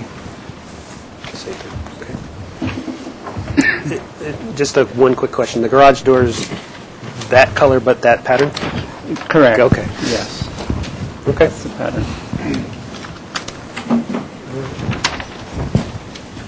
And I'd like to move to item number 2, which would talk about the how we were addressing the landscape at the southwest corner. Okay. And so I'll let Chris talk about that. If you want to turn to the landscape plan, I believe it's L1, Chris? Yeah, probably best with the L3 planting plan.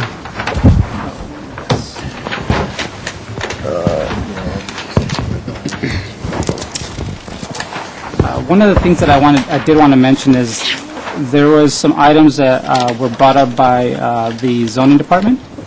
And so we brought the replacement sheets. One of the replacement sheets happens to be this sheet, so I don't know if I should just show you that now. Sure. It seems to supersede what you're seeing.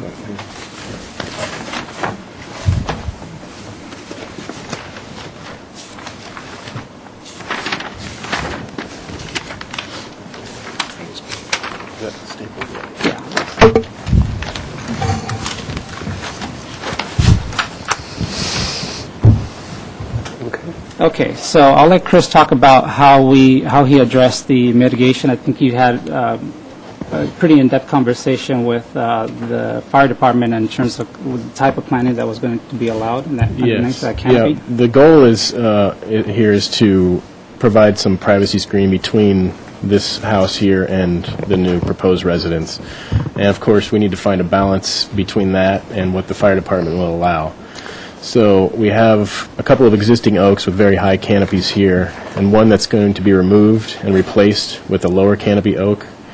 And besides that, we got to an acceptable point with the fire department where we have some additional native plants that will act as privacy screening. Things like Arctostaphylos, some of the upright varieties, some manzanita, and some ceanothus and some rhamnus and toyon and that sort of thing. So it's all called out here, but basically what we've done is sort of create enough of a screen here to give that privacy, and had discussions with the neighbor, and it's come to an acceptable level at this point. Another issue that was brought up, if you want me to go into the zoning. We like to get into the 4 items that were brought up by zoning, and we kind of go through those unless you guys had questions on the 2 that from the previous minutes. Sure, go ahead. Okay, so in additional review, one of the things that were brought up was the use of gravel at the off of Las Alturas in the right-of-way. And so I'll let Chris address that in a response. Pretty much, again, Chris talked to the Transportation Department about that. The second item that was raised was, and this is something that I think we wanted to kind of lean on you as a committee and see, kind of look back at the code requirement for this and whether or not we see it as a structure or not. But the item was regarding the water feature that we're proposing here. It's been proposed since, as you know, since conceptual review. It's kind of been an integral part, we feel, that's going to anchor that driveway as you come in. So it's going to beautify that approach, in our opinion. So the item, the question was raised whether or not this can be construed as a quote-unquote structure, and whether or not a structure in the front yard setback would be allowed. In our opinion, one of the exceptions to that was site walls. Site walls are allowed in the front yard setback or any setback, and so in our opinion, we see that no more than a site wall, retaining some water. But we did want to bring that up as an item that was raised, and get your opinion on that. The third item that was brought up was the backout location. Again, another design feature that's been set in since the conceptual review. What we would like to do is provide a safe way of backing out of the garage and face forward onto Las Alturas Road. We feel that without this backout area, there's really, it's going to be very difficult to do a 3, maybe a 4-point turn out of there. And so I think Chris has made some headway in his discussions with the Transportation Department. And it sounds like they have a resolution in terms of how to get that to work.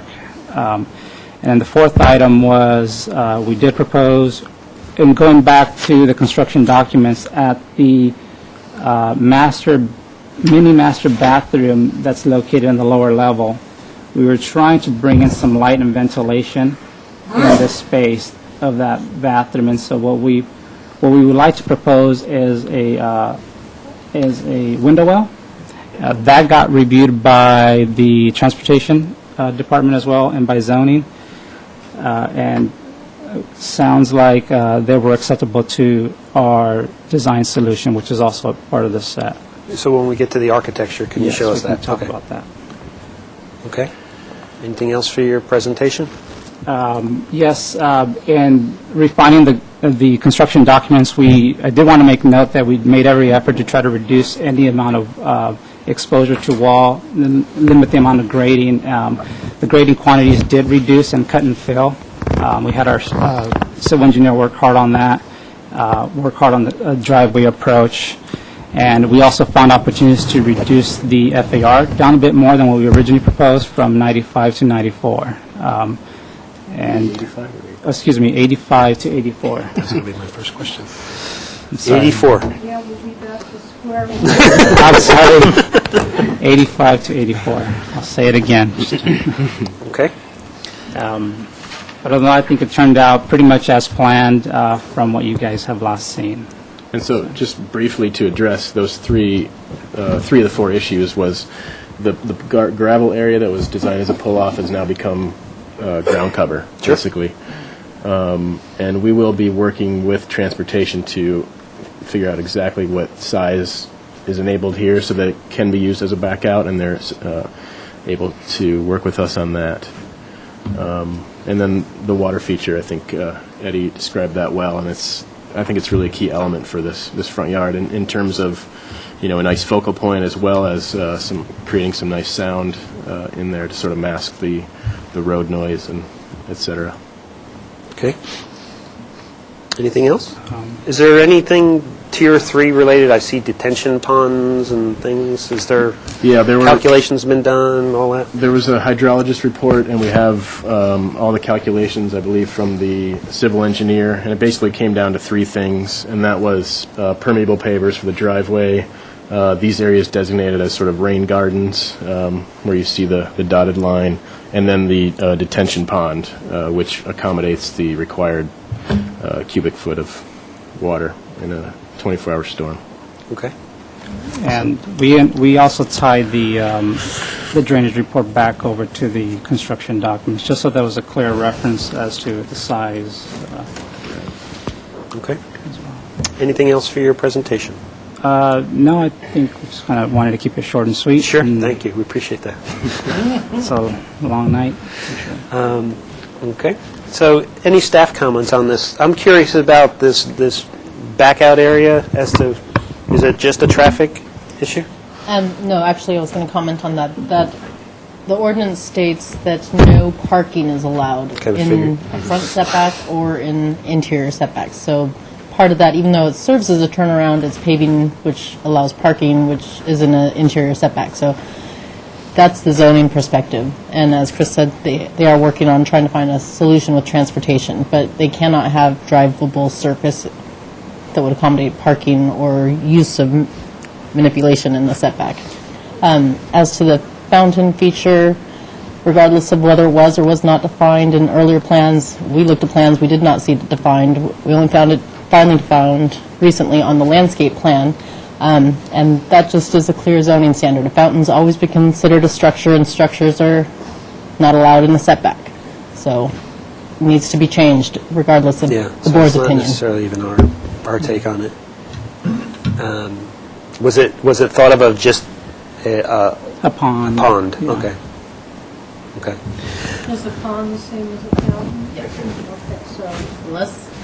Unless there's a near future zoning ordinance amendment that changes that. I mean, that's just the way it is.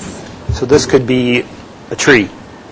No, trees, not a set. No, but I'm saying that Oh, yeah. in place of the water feature, or some sort of other element kind of thing. Okay. I Okay. also just want to bring to the board's attention, and I know this has come up in recent history with this project, as well as other projects in general, when you have a grading slope and retaining walls along the driveway, that the board really also take a close look at the details and the heights of those walls, and make sure that any location in a front yard setback, it doesn't exceed the 3.5 feet height maximum. Has the planner actually reviewed these set of plans for that criteria? Not at this time. Do you know? If you guys could just put your input in and just kind of take a close eye. Sure. And I'm going to open up public comment before we open up to the boards. If we could vacate that seat just for a second. Callie? Carolyn. I'm the only one. I'm the uphill neighbor that's been here so many times. And, okay. So you're across the street here? Right, and Not over here? Yes. Okay. You're over? Yes, okay. yes, I'm up here. Okay. Yes, and they sent us, I just wanted to confirm that they have not made any changes to the house to increase its height, width, or size since the plans we've seen, and that with respect to, if they're not going to be able, that there are no trees that have been proposed, like this manzanita with the neighbor to this side with Penny Trues, that are going to get 30, 50 feet or, greater than 30 feet, even if it takes 30 years. So I don't know, manzanita gets pretty tall. Manzanita? Which I don't know. No, it's a Oh, native I think I'm thinking of madrone, I'm sorry. Yeah, right. Yeah, okay. Just want to confirm that there are no trees that, even if it takes a long time, are going to get tall, that are proposed here on that, right down there, screening with Penny.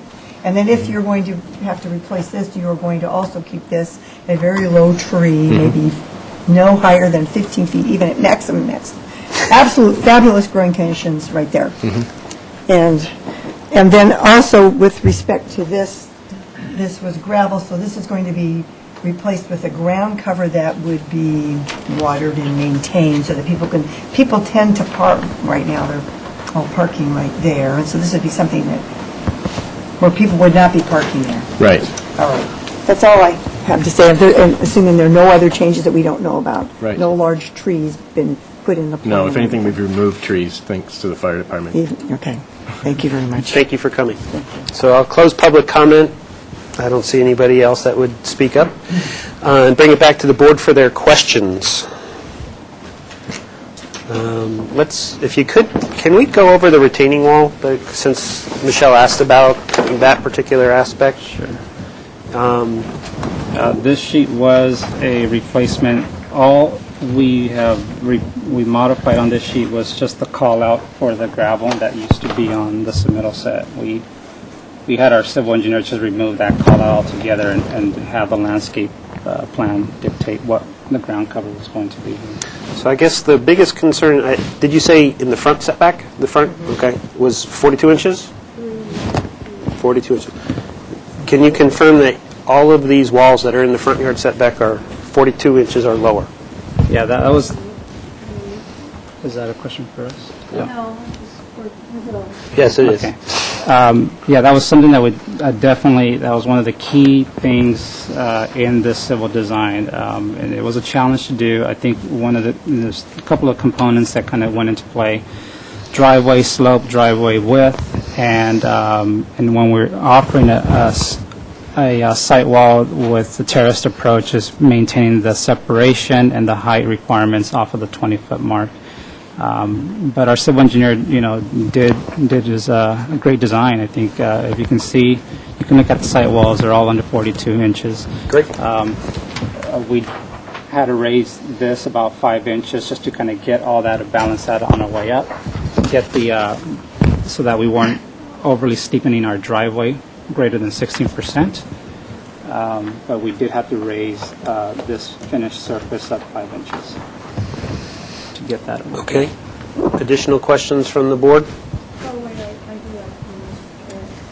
What material goes in this pond Yeah, in there? That's basically all planted. It's just There's some planted. riprap that's shown here, but it's Uh-huh. all planted with, riparian type species. Oh, okay, thank you. This area on another plan, was it the landscape plan? It's designated as drivable grass. Which is basically a turf block it would be filled with like a diamondia or a lawn or something like that. But it's going to be a different texture than that. Yeah. That's all I wanted to get to. So right now it's pointing the same thing. Oh, okay. Make that change. I don't know if this is your plan or the This is civil. the civil, yeah. Additional questions for the applicant? Do you have a thought of what you want to put there, besides a pond? I would imagine we pick a specimen tree or something. It doesn't have to be a tree, but... Probably, right? Yeah, well, that's not a bad idea, actually. Statue. My pond was engineered, value engineered, other project was put blue iris. And it's simulated. There you go. There's... Mr. Chair, I have Sure. a question. So I'm reading this C 3.1 sheet. I was just looking at making sure that, you sat and make some statements as the architect, and I got paid on the site. Are you on? Find out it doesn't work. So I'm just checking the elevations, and they all appear on C 3.1, so I think we're okay there. I do have a question on the landscape plan. The palm tree that's shown on sheet L3, at least the older version I have, this palm tree right here, how high is that palm tree going to get? That's an existing. It's a Phoenix canariensis, the Canary Island date palm, and it will get tall. It's an existing tree. It's there already, as I recall, Right. Okay. And so are you going to do anything special to protect it when construction starts, or how are you going to deal with that? We want to keep the trees, so we'll make sure to keep it blocked off as best we can until we have to get pretty close on building those walls, but So clean it up, tie it up, do whatever you need to do. yeah, but we don't plan to destroy it. We want to have it looking nice at the end of construction. Okay, thank you. Does the city, we had a workshop on this, on stuff you put around, remember that? And do you know all that, or is that somewhere where you can find it? Protective fencing? Yeah. I've had to do it quite a bit with oak trees, Okay, especially great. up in Paso Robles when I was building up there. Okay, great, The good thing is a palm tree, so it doesn't... It's... Yes. Yeah. Well, it's a valuable asset to their property, so I'm sure they're going to want to keep it. Yeah. So, any questions or comments? Tier 3 seems to be good. Everybody okay with the colors? Can you show us where the lighting was? You showed me a sample, but I didn't have a chance to look at the lighting plan, electric plan. I believe the electrical plan is not on this. They're sitting there. I didn't attach the electrical plans to the set. But the lighting basically would be at the front. Can you draw on the plan where they are? Does it follow this? Yeah. But can you draw on the plan where it is? Yeah. So I'm looking at A3.1, that's the front elevation. So those lanterns on each side of the door? One lantern. at the entry door. Let's go back to A3.1. So those are the only exterior lights? One over here. One here. And I believe there was one right there too, based on that sketch.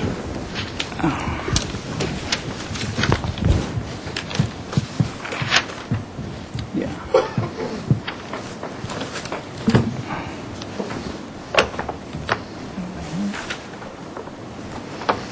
Okay, so when we get to the back, is there lighting?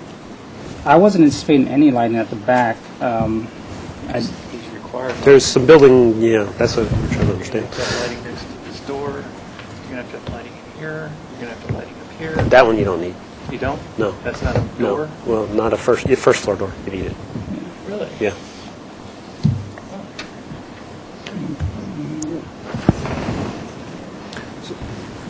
So what I think would be good is to either have that plan that shows the lighting or have a plan that designates where the lighting goes, just so that it's approved and you don't run into problems later. What we can do is we can forward that electrical plan over. And they're all the same light? It's the same light, yeah. Different sizes, probably? Different sizes for sure, yeah. Yeah, if you could do a cut sheet of all the different ones, kind of put it together with the lighting plan, that'll go a long way. And then can you show me where that recess was that you were talking about, a light Light well? Oh, sure. Is it on the side here? Yeah. This is what we were proposing.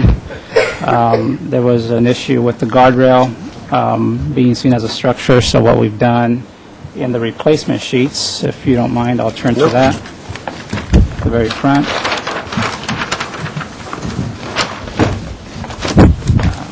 The very back of, I brought 3 sets here, but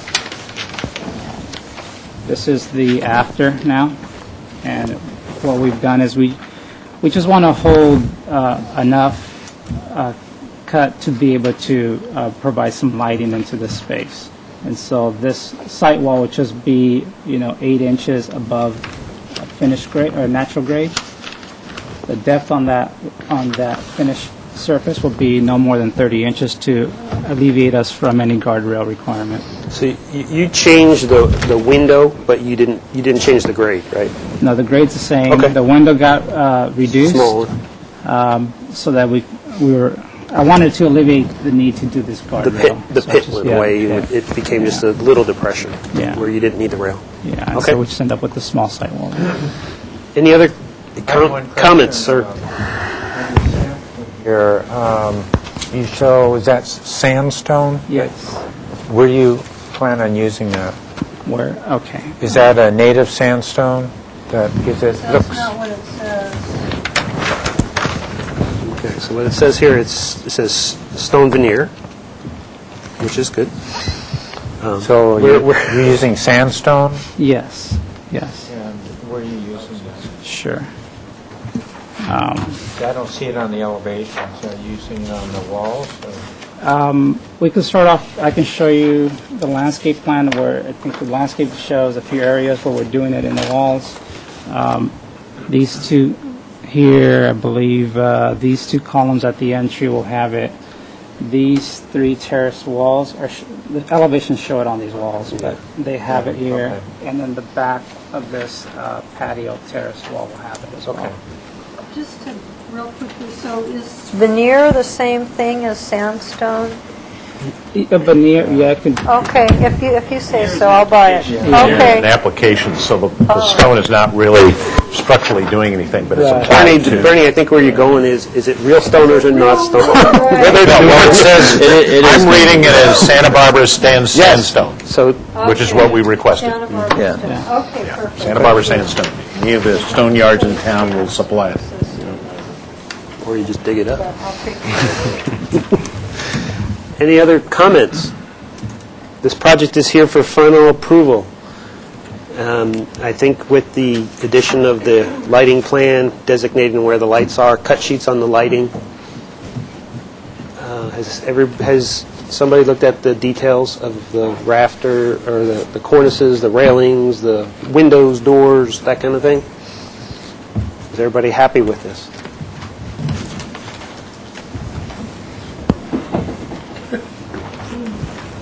see one. I did this, Mr. Chair, I did this earlier question on A3.1. There's two, what appear to be windows. Are those depressions for, they're denoted as note 418? Gas meter. Gas meter? Oh, okay. You're using trapeze mission tower, right? Yes. He has to. So, I mean, I've seen the plans a little bit before, and I've seen the architects work on other projects, and I know that they're pretty well detailed. So, I think we're getting a nice project here. Somebody willing to make a motion? So, Mr. Chair, I move for final approval. Okay. It's already got that. It's already got project design. So we're going for final approval?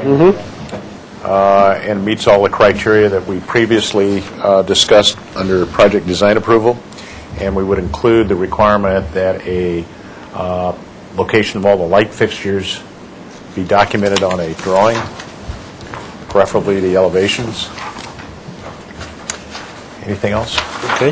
That's a first. I'll second. Second. The fountain has to be removed, and we have to get final transportation acceptance of the parking in and out. Right, but those really aren't under our purview, so that would make... Okay. So there's a first, a second. Other comments? Have you actually gotten a stamp from the fire department? Got it. That's all I want to know. And that will include whatever changes. The changes really didn't affect that, right? affect this, Okay. yeah. Oh, just one other question. What, did you see what the fireplace or what the chimneys are? It's a copper? It's a copper shroud, which will hide the flue and look really nice. No, it's a good way of terminating it, and it's attractive.